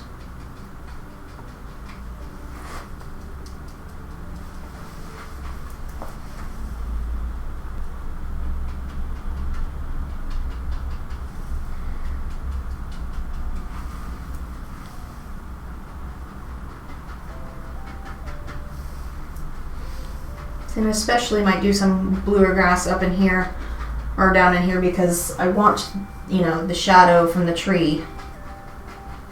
I'm going to need to fill that in a bit more with brown, which is fine.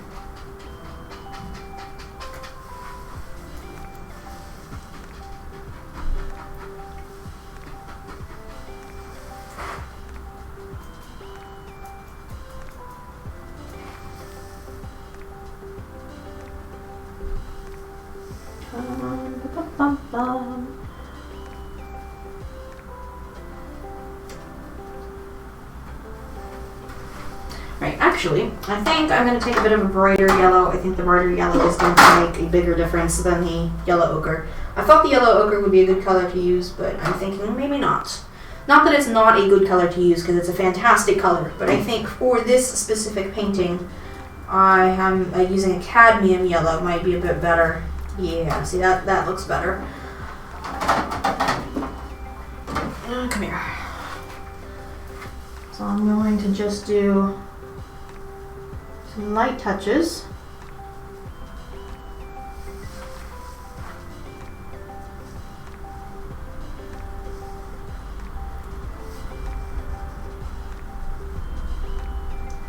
So it looks like, you know, we've got some sunshine shining through.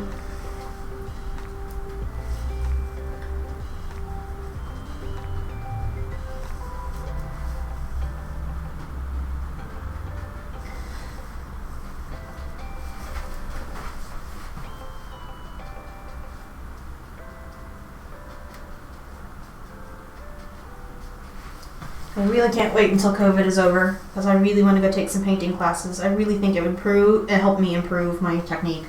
I know everybody says I'm a good painter, and I definitely, I feel like I've got some skill, but I feel like I could definitely do better, I feel like I could just do a little bit better. I want a little bit of yellow on those bushes so it looks more like sunlight.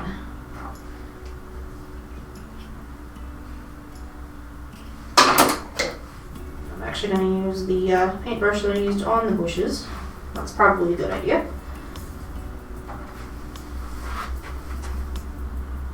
Because like while the white is, nice, I think I need a bit of the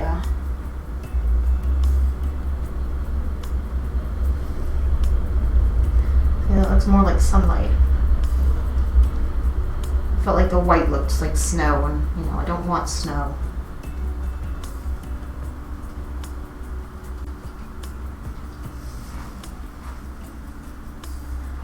This is not a snowy picture.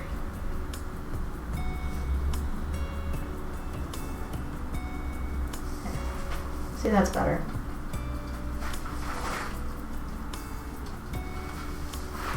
Yeah, that's better. Alright, so I've done that. I am actually going to stick with a smaller brush, I think, for the next bit. Use some blue. Mix it up with the yellow a bit. Mostly blue. I'm mostly going to use blue because I want shadows.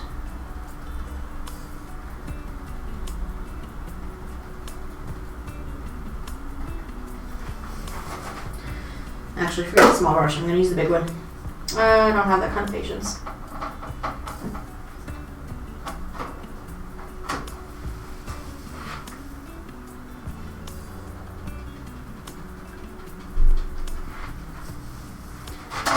So I'm actually, I'm using blue, but it's going to look like grass.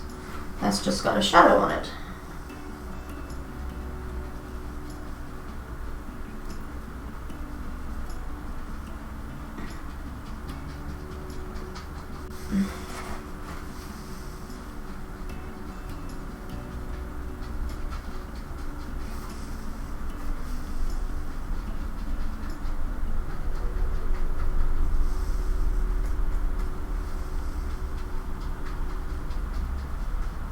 I don't practice too much with grass either, so I feel like I need to do more practicing with the grass.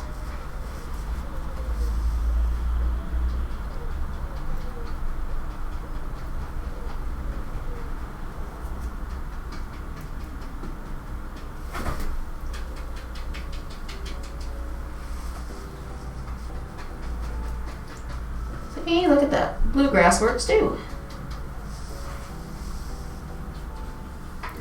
Trying to add some color to the bottom of this. Yay, you can hear me!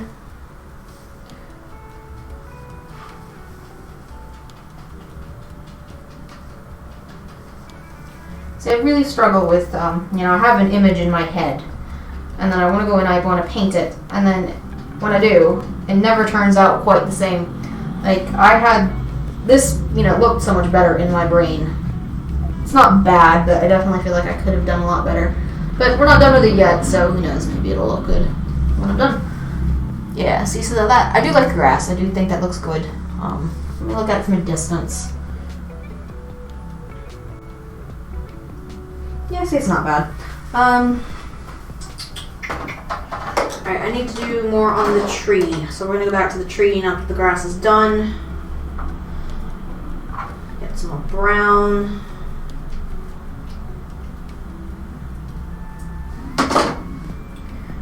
Brush just a tiny bit wet. Just to thin this down a little bit.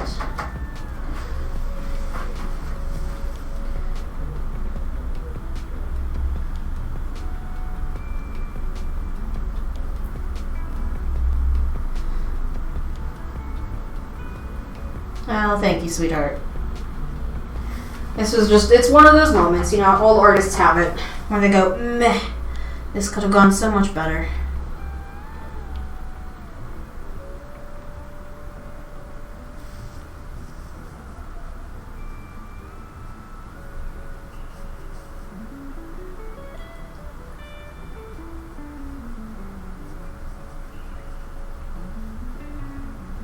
Oops. Got a little too carried away right there. That's right. So I'm just adding some darker brown, you know, creating the shadows, trying to fill in the tree roots here.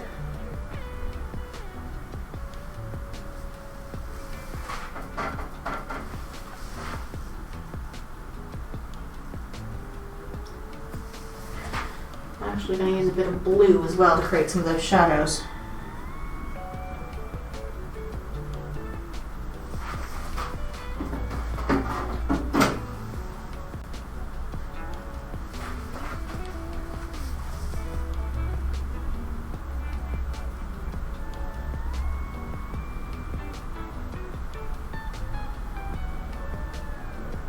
I also want to give the illusion of bark.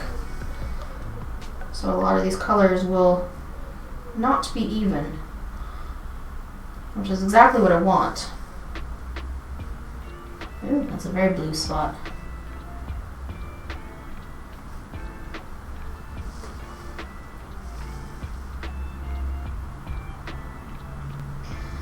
I know some of you may be wondering, well, why would you put blue on a tree? Because colors are not always what they appear to be. If you really take a look out in nature, like really take a look, at first you may just see a tree is brown, different color browns. But then when if you take a closer look, you may realize that there's other colors that you never noticed before.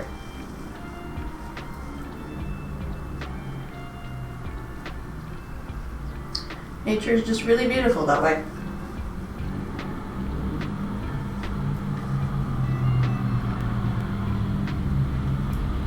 So maybe this branch comes down here. And that one comes down to there. And that one comes down to there.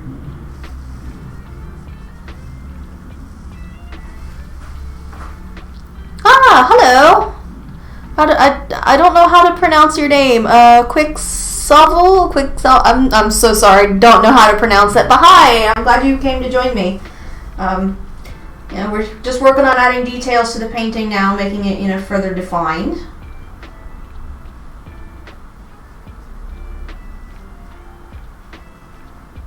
And, you know, confusing some people because I'm putting blue on a tree. Why? Because I can. So I'm going to give it streaks because I want it to look like there's bark. I'm not terribly worried about up there because some of that's going to have foliage on it, and I'm going to be adding, you know, branches and things, you know, sticks, twigs. There we go.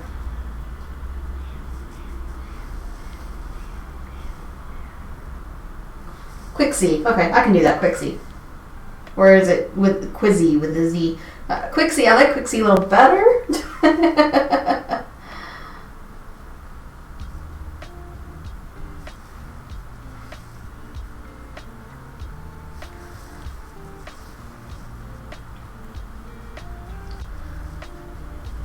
There we go.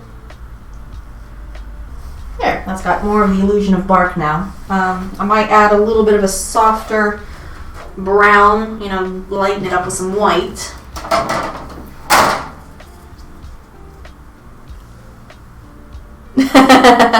You get that a lot. So I hope you're having a decent Monday. And I say decent because, you know, Mondays are usually not great because it's Monday.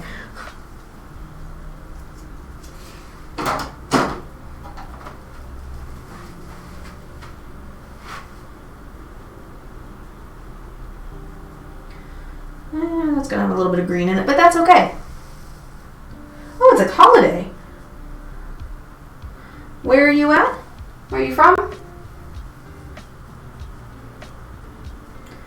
Yeah, see, that's a little bit better. That's more the color I'm going for. Oh, Canada! Oh, Canada! I really did not do that on purpose, but that's kind of funny. What holiday is it in Canada?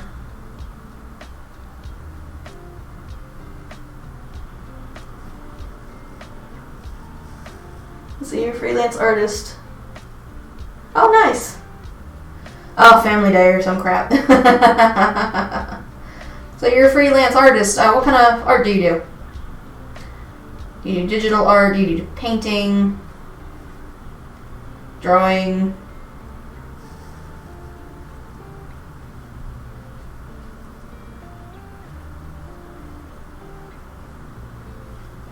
Oops. Well, blend that in a bit better. Have a little bit of that darker color back in there since I added a bit too much of the white.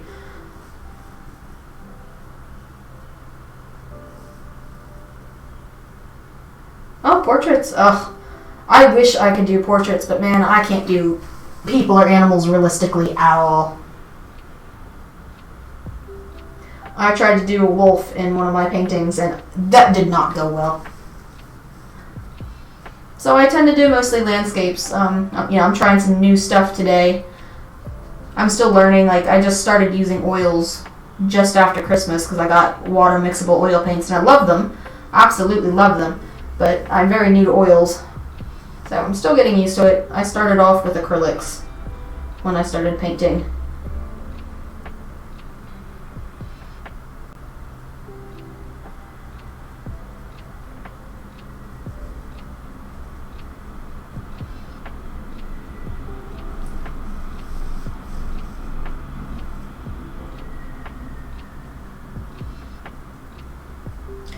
There we go. That needs a bit more. Yeah, see, that's better. That needed a bit of a better shape there. I'm gonna kind of blend that in a little bit. Yeah. So as you can see, I got a lot of dark, rich colors in my tree. Got some, light browns. I got some dark browns. I got some blues. So it gives it a lot of definition. Let me stand back. Yeah, see, that looks, wow.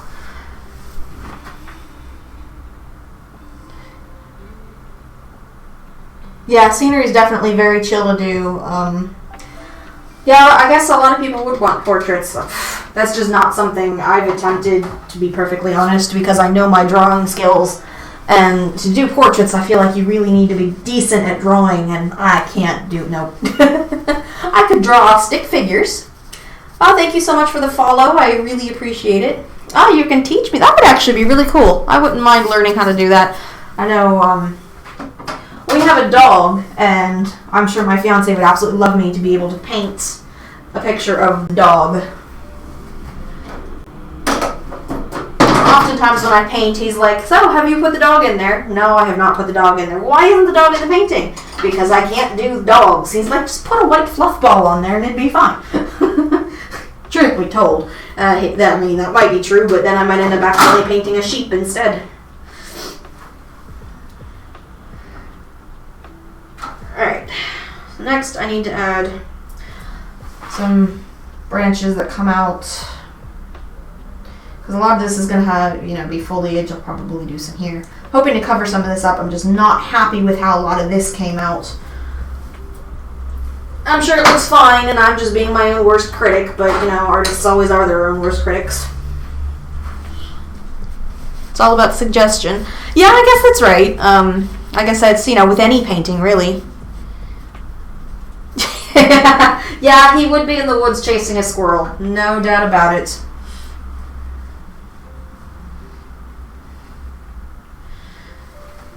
Yeah, no doubt about it. Actually, what is he doing?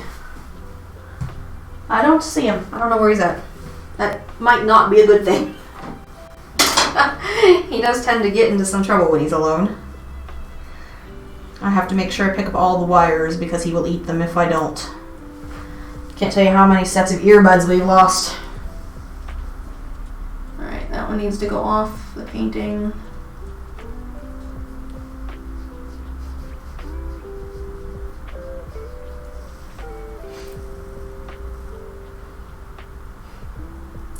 You want a giant tin of Haribo gummies. Oh, Haribo gummies. Yes.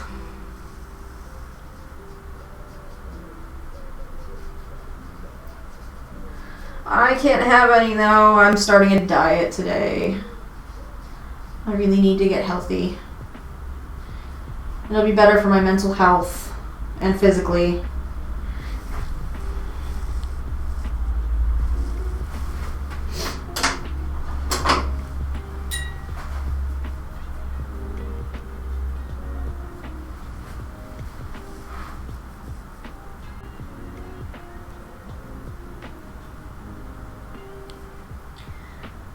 Oh no, the grocery stores aren't open, that's bad. No gummies for you.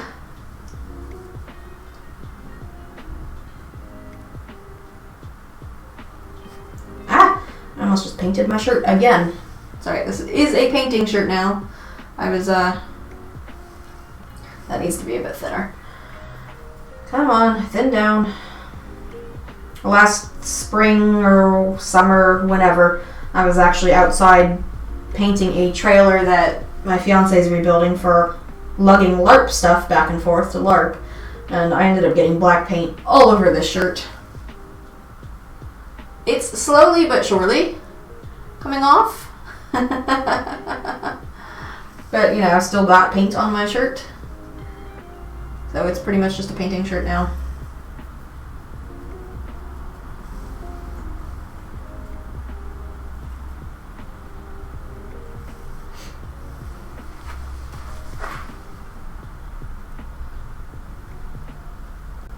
Yeah, no, absolutely. That's what I'm trying to do.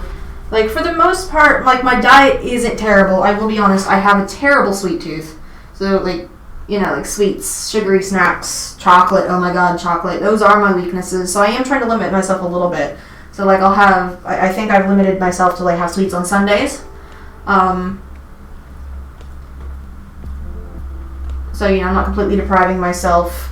I've said now, instead, like, if we get McDonald's, because we both love McDonald's, I'll get, like, a wrap, but I'm not going to eat the fries or get a Coke with it, because I think that would just be a lot healthier. Let's have a branch here.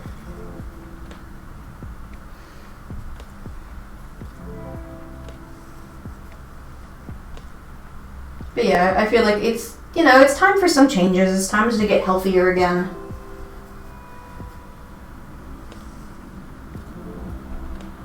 It'll be better for me.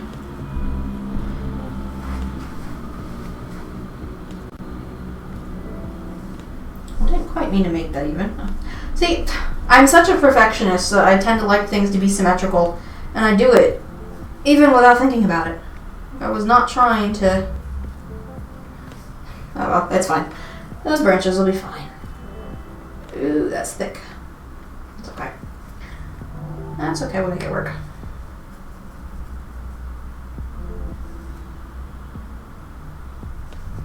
Well, I'm just trying to add, you know, a bunch of smaller, you know, branches and stuff branching out. I want this tree to be nice and big and bushy.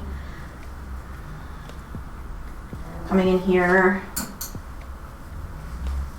See, I really did put too much detail on the background trees because I was not meaning to have a ton of them showing. So hopefully I won't have too difficult of a time putting paint on here. I just tend to get carried away. A lot of painters do, though. It's so easy to just get caught up. Sometimes we've got to remember less is more.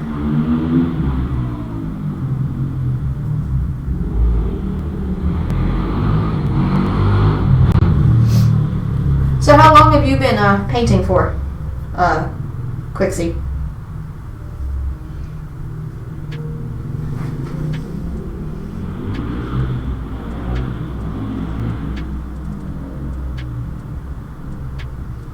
Yeah, that looks pretty good.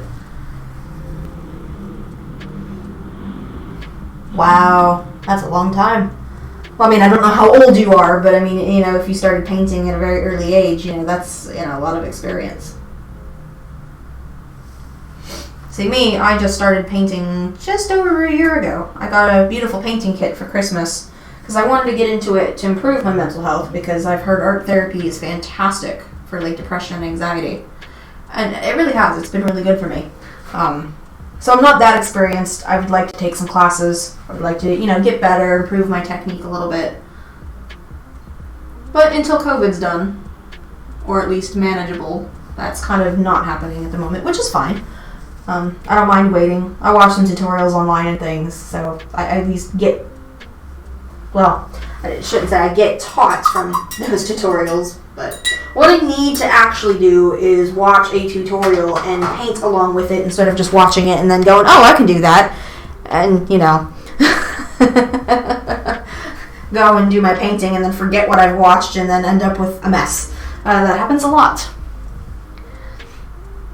15 years, that's a long time. I'm sure your skills are quite nice.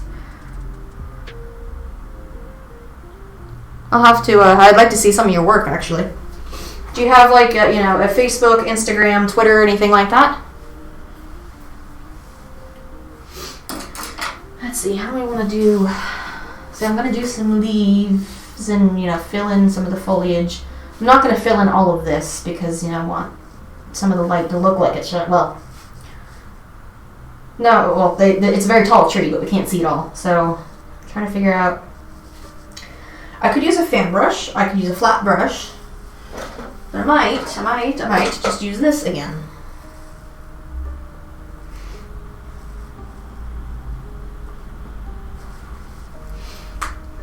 Oh, you do have a Twitch as well. Great. I will make sure I follow you because I'd absolutely love to check out one of your streams. I'm not on TikTok. I have an Instagram, though I don't do a whole lot with it. I'm in the process of setting up my YouTube. Not that I'm doing tutorials. It's pretty much just posting these videos on YouTube. I have no idea about how to do, like clips and highlights and things like that because I'm still very new to all of this. Got to figure that out. I might, when I'm doing paintings, I might just speed up the videos and put some music on there and then plaster those on YouTube. So it's like, a quick view of the painting so you don't have to watch me just chat for like 2 hours if you find me on YouTube.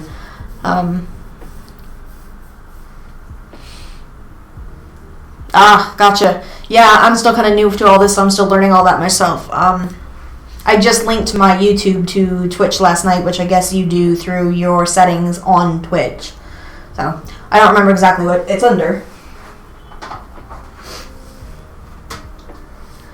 Right, so I really want to make these, let's see, so how do I want to do this?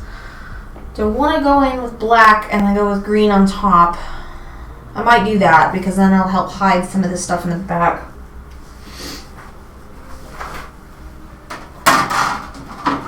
Or I could do a really rich, deep blue, which might be really pretty, and give me more of that fantasy-ish sort of look that I'm going for. That's kind of what I was going for today, was a fantasy-ish look, not really realistic, because I wanted to have fun with colors today. So maybe we'll do that. Maybe we'll just make it a really dark blue. And then we'll put like the lighter greens and stuff on top of it.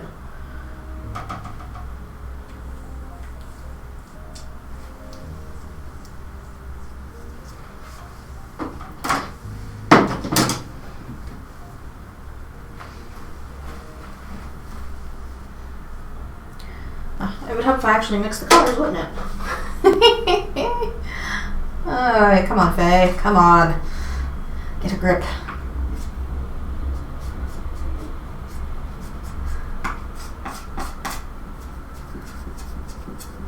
Sorry if I'm mixing a little bit of that light green in there. It's fine.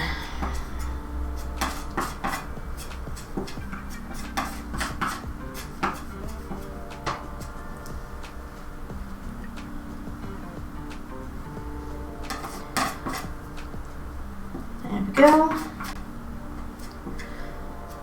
So I'm really hoping I hit affiliate this week. I only need one more stream. My viewer count seems to be good. I just need, 7 more followers?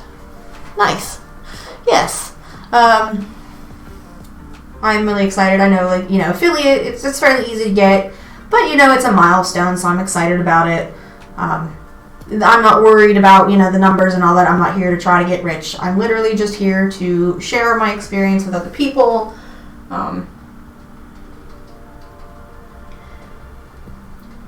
Because art brings me such happiness that I would like to share that with the world. But reaching affiliate is an important milestone, I think. for some people. And it's exciting, you know, to reach out to so many people, and then you get to get a little bit more recognition as a streamer.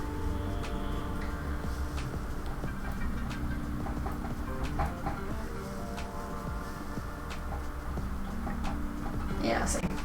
This is why I said I shouldn't have worried about too much detail in the background, because I'm going to be covering a lot of this anyways. Yeah, see, exactly. My thought exactly. I'm actually in the process of immigrating to the UK, so yeah, I'm here in the UK now, but I don't have a visa yet, which means I can't work. Which is fine, I don't mind being at home, but I do get really bored. So I was like, you know what? I'm at home, I'm painting, why don't I just, you know, stream it?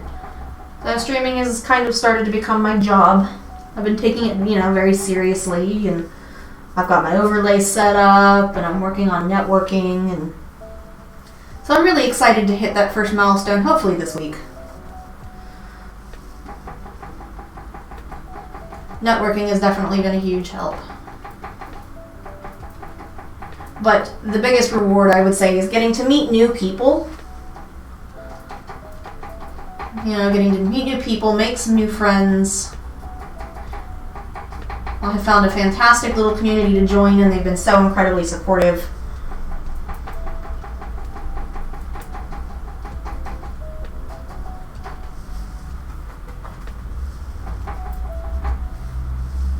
I'm going to go back in here with much brighter color so it stands out from the background. I'm just kind of blocking in some color again at the moment. I don't want to hide all the branches or the tree trunk.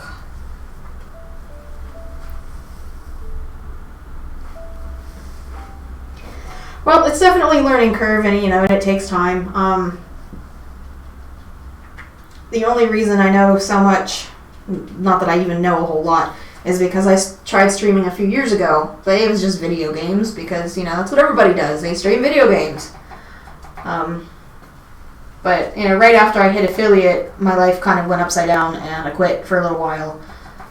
Don't even remember my old login information. Don't even know if my old Twitch account is still a thing. But I was like, you know what? I'm not the same person I was a few years ago. It doesn't matter, so I'm just going to create a new account, new persona, all of that. So now I'm Faye the Unicorn, or the Happy Unicorn, or whatever it is. That was a nickname given to me. Well, it's not really a nickname given to me, but my fiance insists that I'm a very special unicorn.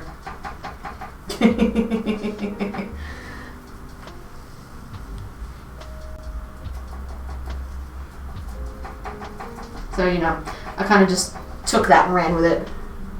I was like, alright, I'm a unicorn, whatever. I can't say I'm fantastic at video games, but they've been such a huge part of my life that, you know, I'm a nerd. I absolutely love video games. I mean, I like board games, video games. I just like gaming. My canvas is doing the shaking. It's not as bad as it was last week, but it's still annoying.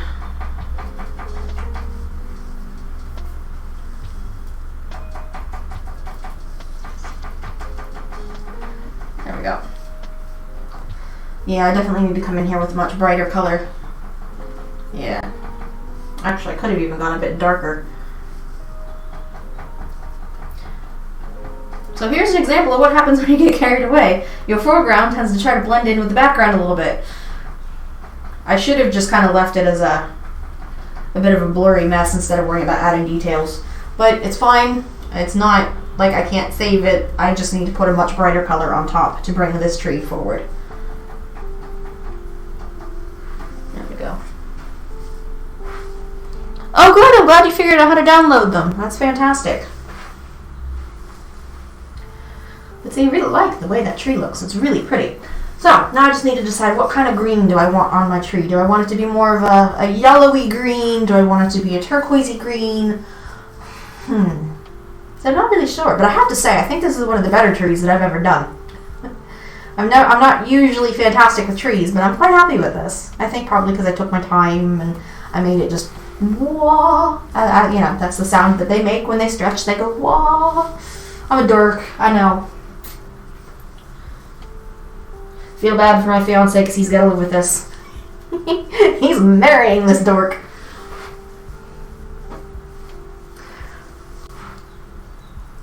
I don't know what color green to put on top. I should probably do a bit of a yellowish green, to be honest, so it looks like the sun is shining through it.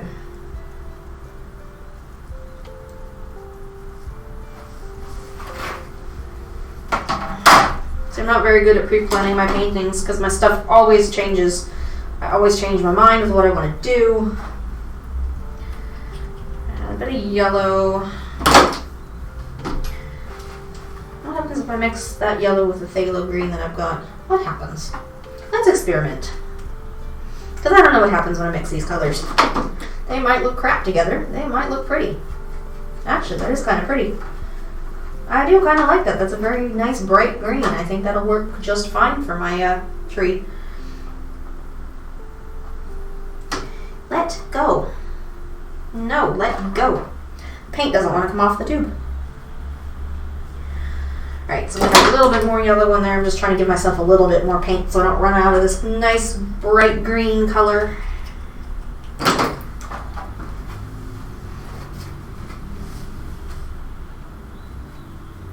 See, I don't know if you can, yeah, you see, you can see that. See, look at that. That's a nice, really bright green color. It's very pretty. I quite like that. I think that's quite nice for our fantasy tree.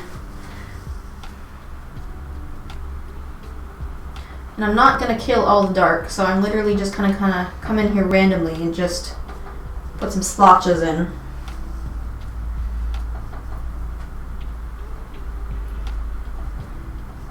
Splotch. Splotch, splotch, splotch.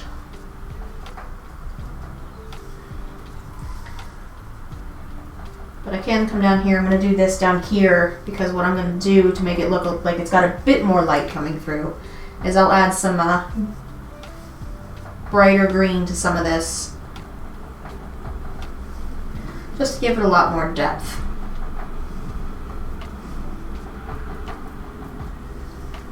But I don't want to kill all of the dark.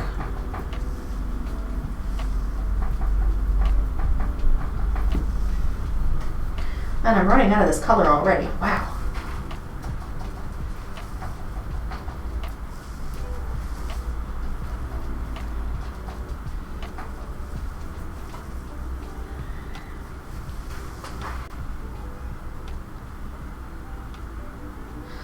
Hi, Lulu.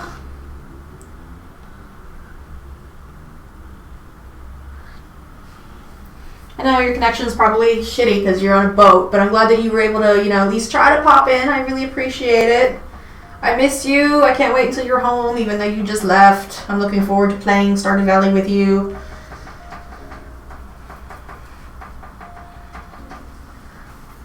Lulu is another streamer. She's fantastic.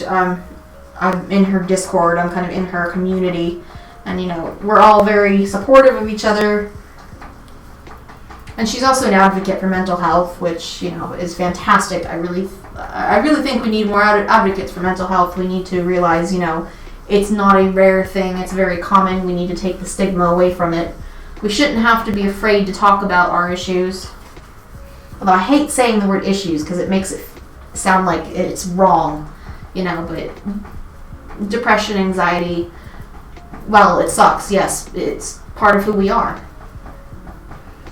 And we shouldn't be afraid to talk about who we are.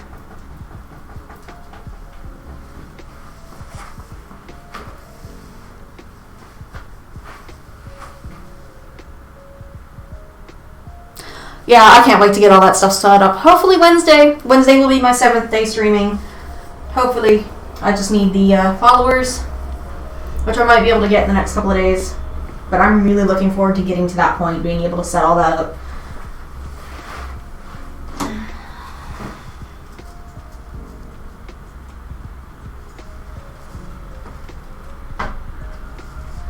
Tiny bit more white because I'm going to try to lighten up that color just a little bit. God, these brushes are really going to need a good clean. They have so much paint in them.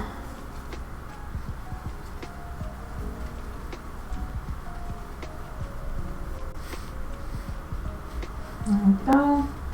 Tiny bit of that yellow in there. My palette is such a mess.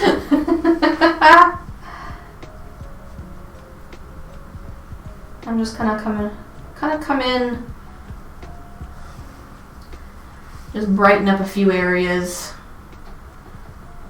I'm not doing a whole lot though, because this is a nice big bushy tree. Not going to see a ton of sunlight shining through it, but you might get a little bit, but not much. Especially because like the top of it is hidden up above the canvas, so you're not really going to get a ton of it. The only annoying thing is I can't paint the top of it because of that thing, so I'll probably have to do that in a minute.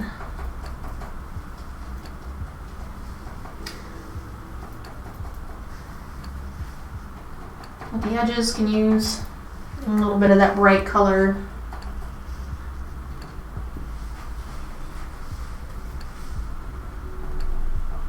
See, this is another one of those moments where I could have used a sponge, but meh.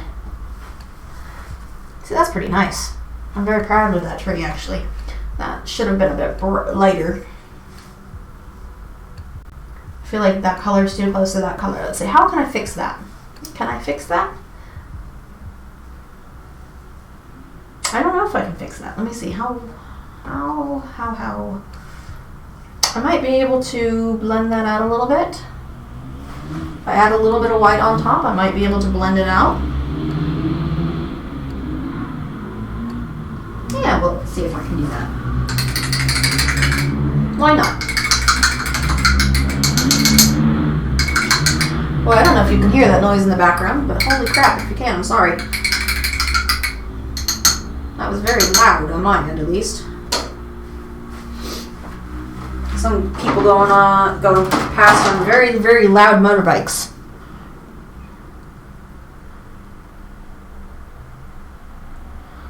Yeah, see, we shouldn't have to be afraid to get help for our mental health if we need the help. It's always good to be open about it. I know when I was a teenager, I was very stubborn, and I was like, I don't need help. People who go to counseling, people who are on medications, those people are stupid. But I learned my lesson. Unfortunately, it was a hard lesson that I had to learn. I had ended up with terrible postpartum depression. And I actually was afraid I was going to do something. I didn't want to end up hurting my child. Not that I really think I would have done anything, but I scared myself, I felt like I was out of control. Like I said, I really don't think I would have done anything, but I was afraid, so I finally asked for help.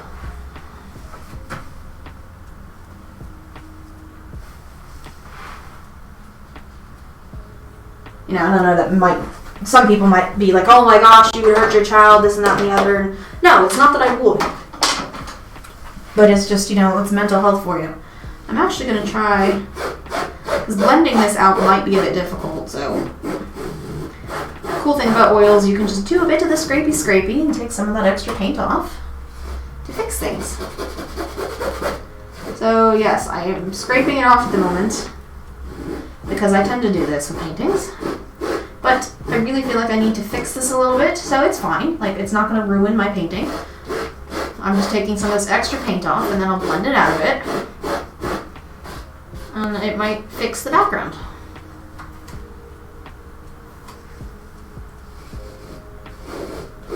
And Bob Ross always says, if you don't like something, scrape it off, do it again. Excuse me. I probably should have done it before I painted the big tree, but I hadn't really realized how much it was going to blend in with my tree, so it's fine. It's fine.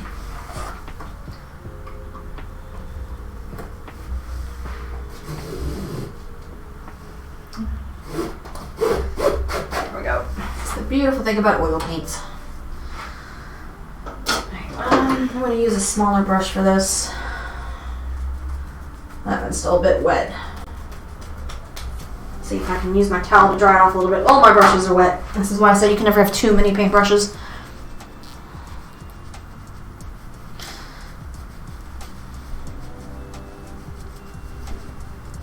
Yeah, I know some people who felt that, mental health was weak and all that, so I hesitated for a long time to get help. But I finally did.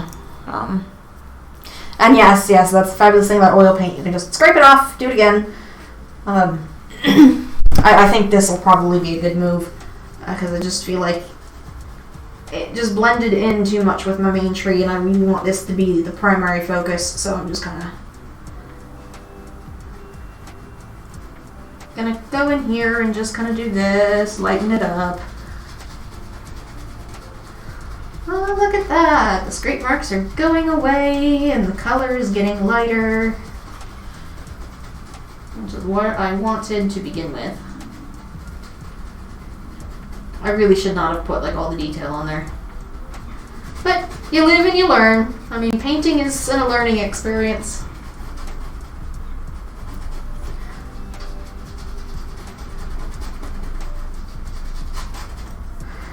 And actually, I can even bring that down here. There we go.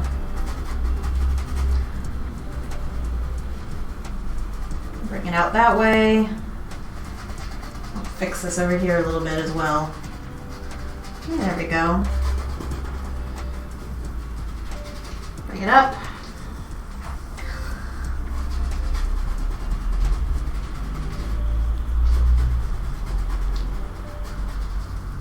There we go.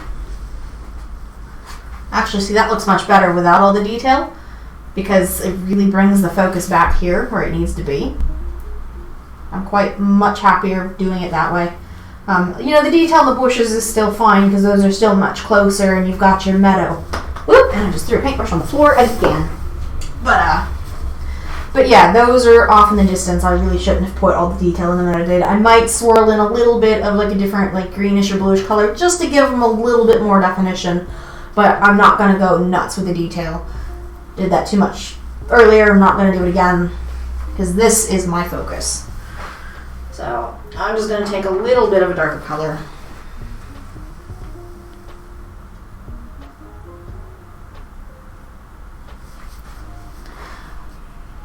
Oh, hello, Nujikin. I'm not entirely sure how to say that. I'm sorry. But thank you so much for the follow. Thank you for popping in, and I'm glad that you think it's beautiful. Thank you. I really appreciate it.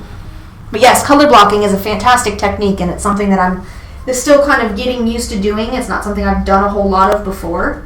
So it's a bit of a new technique, but I've really been enjoying it. It seems to really help with paintings and bringing out details and all that. Makes it a little bit easier too, if you ask me, if I, to be perfectly honest. Because then you get an idea of where things are going to go, and I think it makes your details pop even further.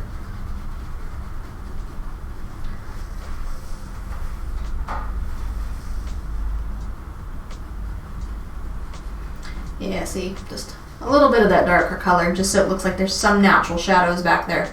But I'm not doing much with this. I'm not going to overwork it again, because that's all in the background. I don't want this to be the focus. I want all the focus to be here on the front. I might even. I'm debating if I should put some like purple spots down here. So it looks like purple flowers in my meadow. I might do that.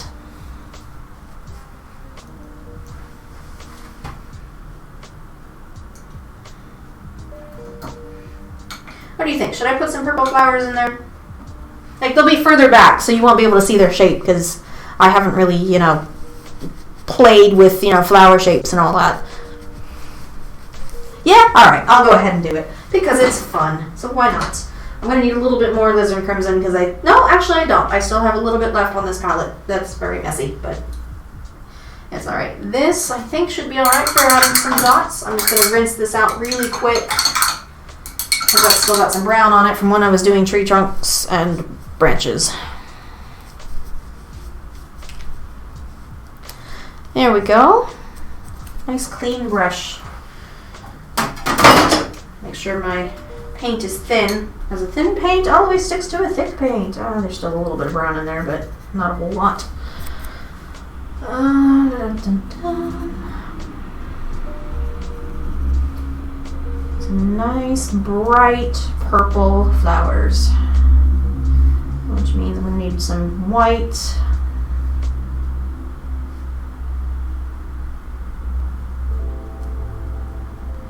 Yes, that's looking like a nice purple. I've almost got it. Gosh, my palette is such a mess. It's everywhere.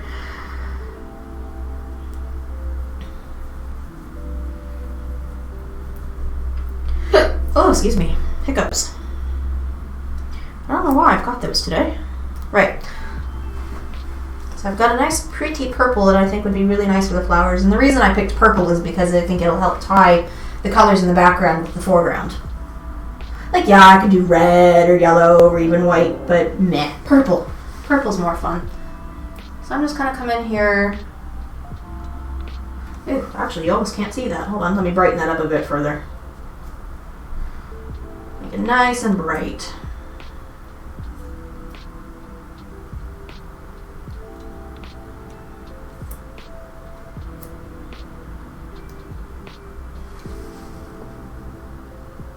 That's better. I want it to be like a field of flowers. So I'm just going to put a whole bunch of dots. I'm going to put some of them above the grass. So it looks like they're a little bit higher than the grass.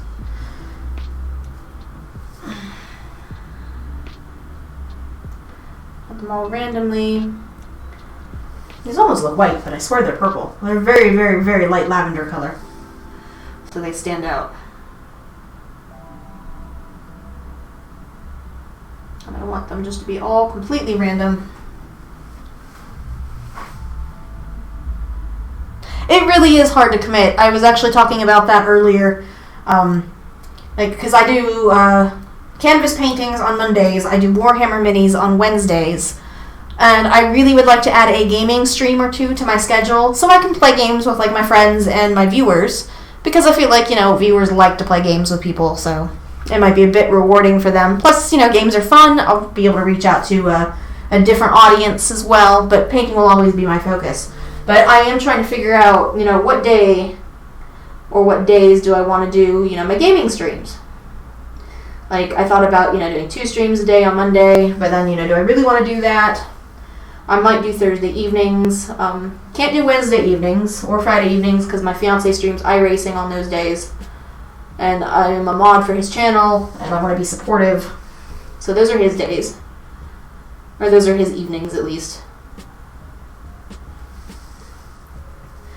So it's all... I don't really know. And then part of my problem is, I absolutely love streaming. And I would love to do it more, but I don't want to do it too much, because they say streaming too much. I'm not terribly worried about the burnout, even though, that always is a risk. It's just more along the lines of, well, I guess it is a numbers thing, especially since I'm not affiliate yet. Like, my viewer count has been really good. I've been quite happy with it, but I don't want to risk streaming too much, and then my viewer count ends up, going down to zilch. And then I have a hard time making it back up for my affiliate status. So I know, I'm not worried about, the numbers. I don't really care if I get that many viewers because I'm just doing this to bring a bit of extra joy to people's lives. I'm not doing this for the money or the, or the fame like some people do. But, I would like to reach that affiliate status, so I don't really want to ruin my chances of getting that.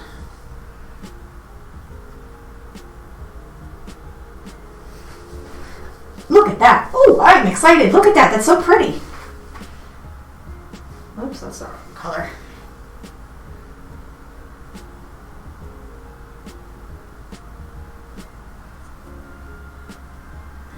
I'm going to need a drink of water here in a minute. I've been talking so much, my throat's starting to get dry. It's a really good thing I'm good at rambling about nothing.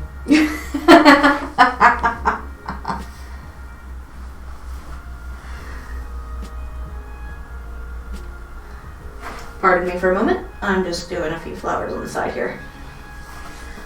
See, that looks fantastic. I really like that in the background. Yeah, that looks really good. I'm actually really happy with the way that tree came out. So I think it's one of the best trees I've ever done. I do need to do up here where the foam is, so I'm going to do that really quick. Where am I going? I need to go over here. I need a drink is what I need. Give me 2 seconds. I've got my water bottle right here.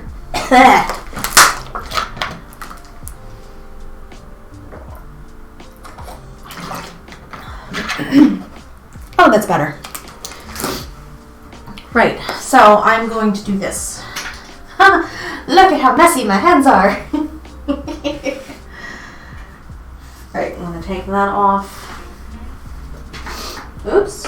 Let me like not kick the canvas, or the easel, please.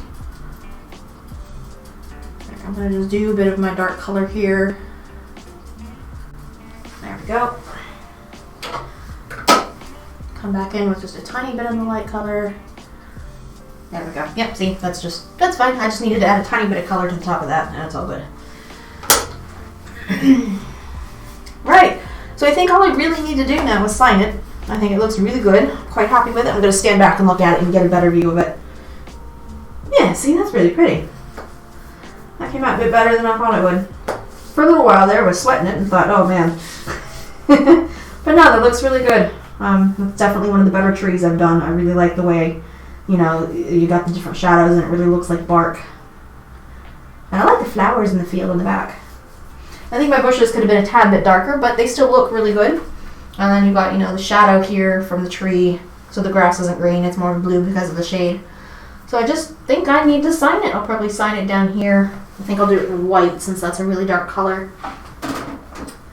I do need my, where is it? I guess I can use my rigger brush. Actually, I might do it in that purple because the purple's already ready to go. It just needs to be thinned down. And I really don't have much white left. Not that I need a lot, but...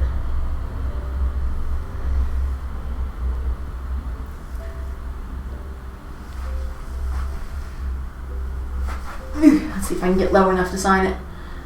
I know I'm short, but... Gotta make those weird noises, you know? Yeah. Sound like an old person. Boy, this is really hard to do at this angle. I cannot. There we go. Good enough. Good enough.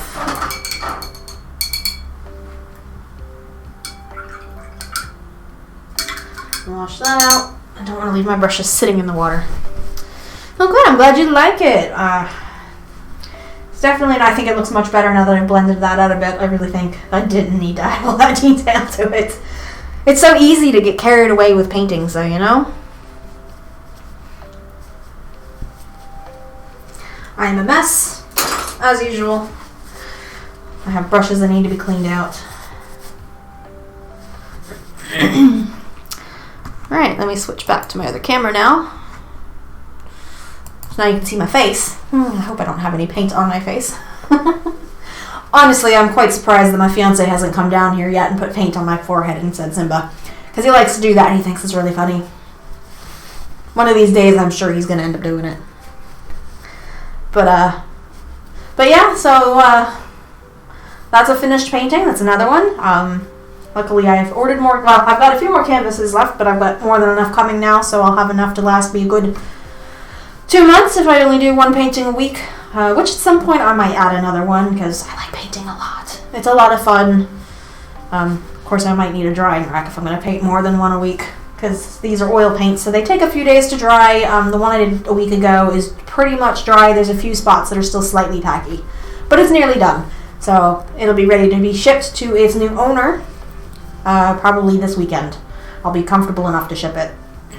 This one was just for fun. It wasn't a commission. It's just a fun piece. Who knows, somebody might buy it. It may end up being hung up on a wall.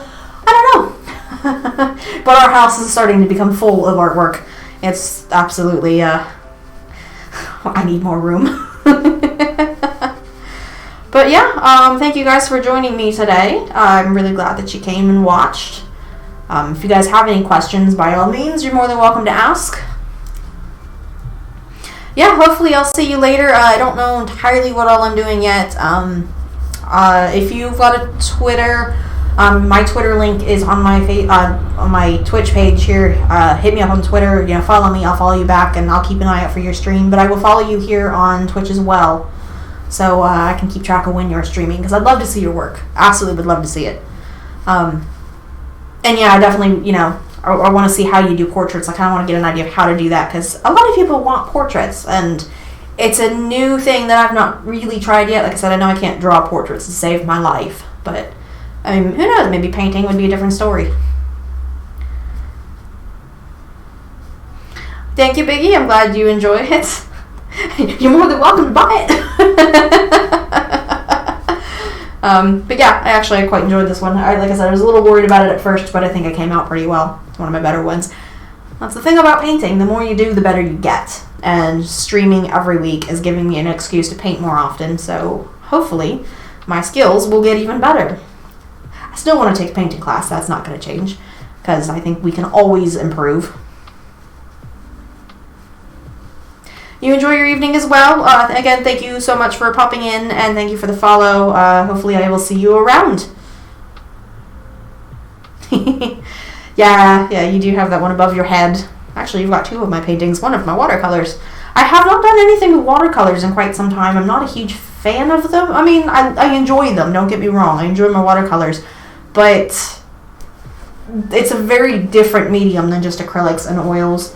I find it much harder to work with. I don't know, maybe I'm just doing it wrong. But I find, acrylics and oils especially are more of my medium. But who knows, maybe one of these days I'll do a watercolor stream. I don't know. It depends on, if I get in the mood for it or not. I still have plenty of watercolors. I think I'm short on a few colors, but it doesn't take much for watercolor paintings. But yeah, so once I decide what days or what evenings I'll be streaming, because all of my gaming streams will be done in the evenings.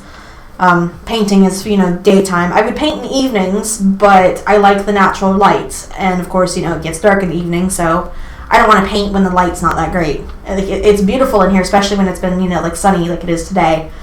Colors just stand out better when you've got, the sunshine instead of, just fluorescent bulbs. But yeah, I will be adding to my schedule at some point. I might do a gaming stream this weekend, this week.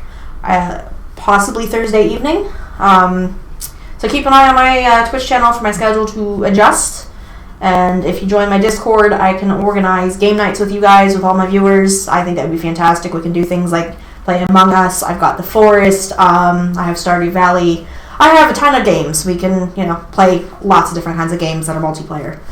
But yeah, feel free to jump in my Discord. I will organize that. Otherwise, hopefully I'll see you back on Wednesday for some more Warhammer Mini.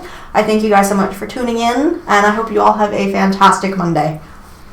Or as good as the Monday can be.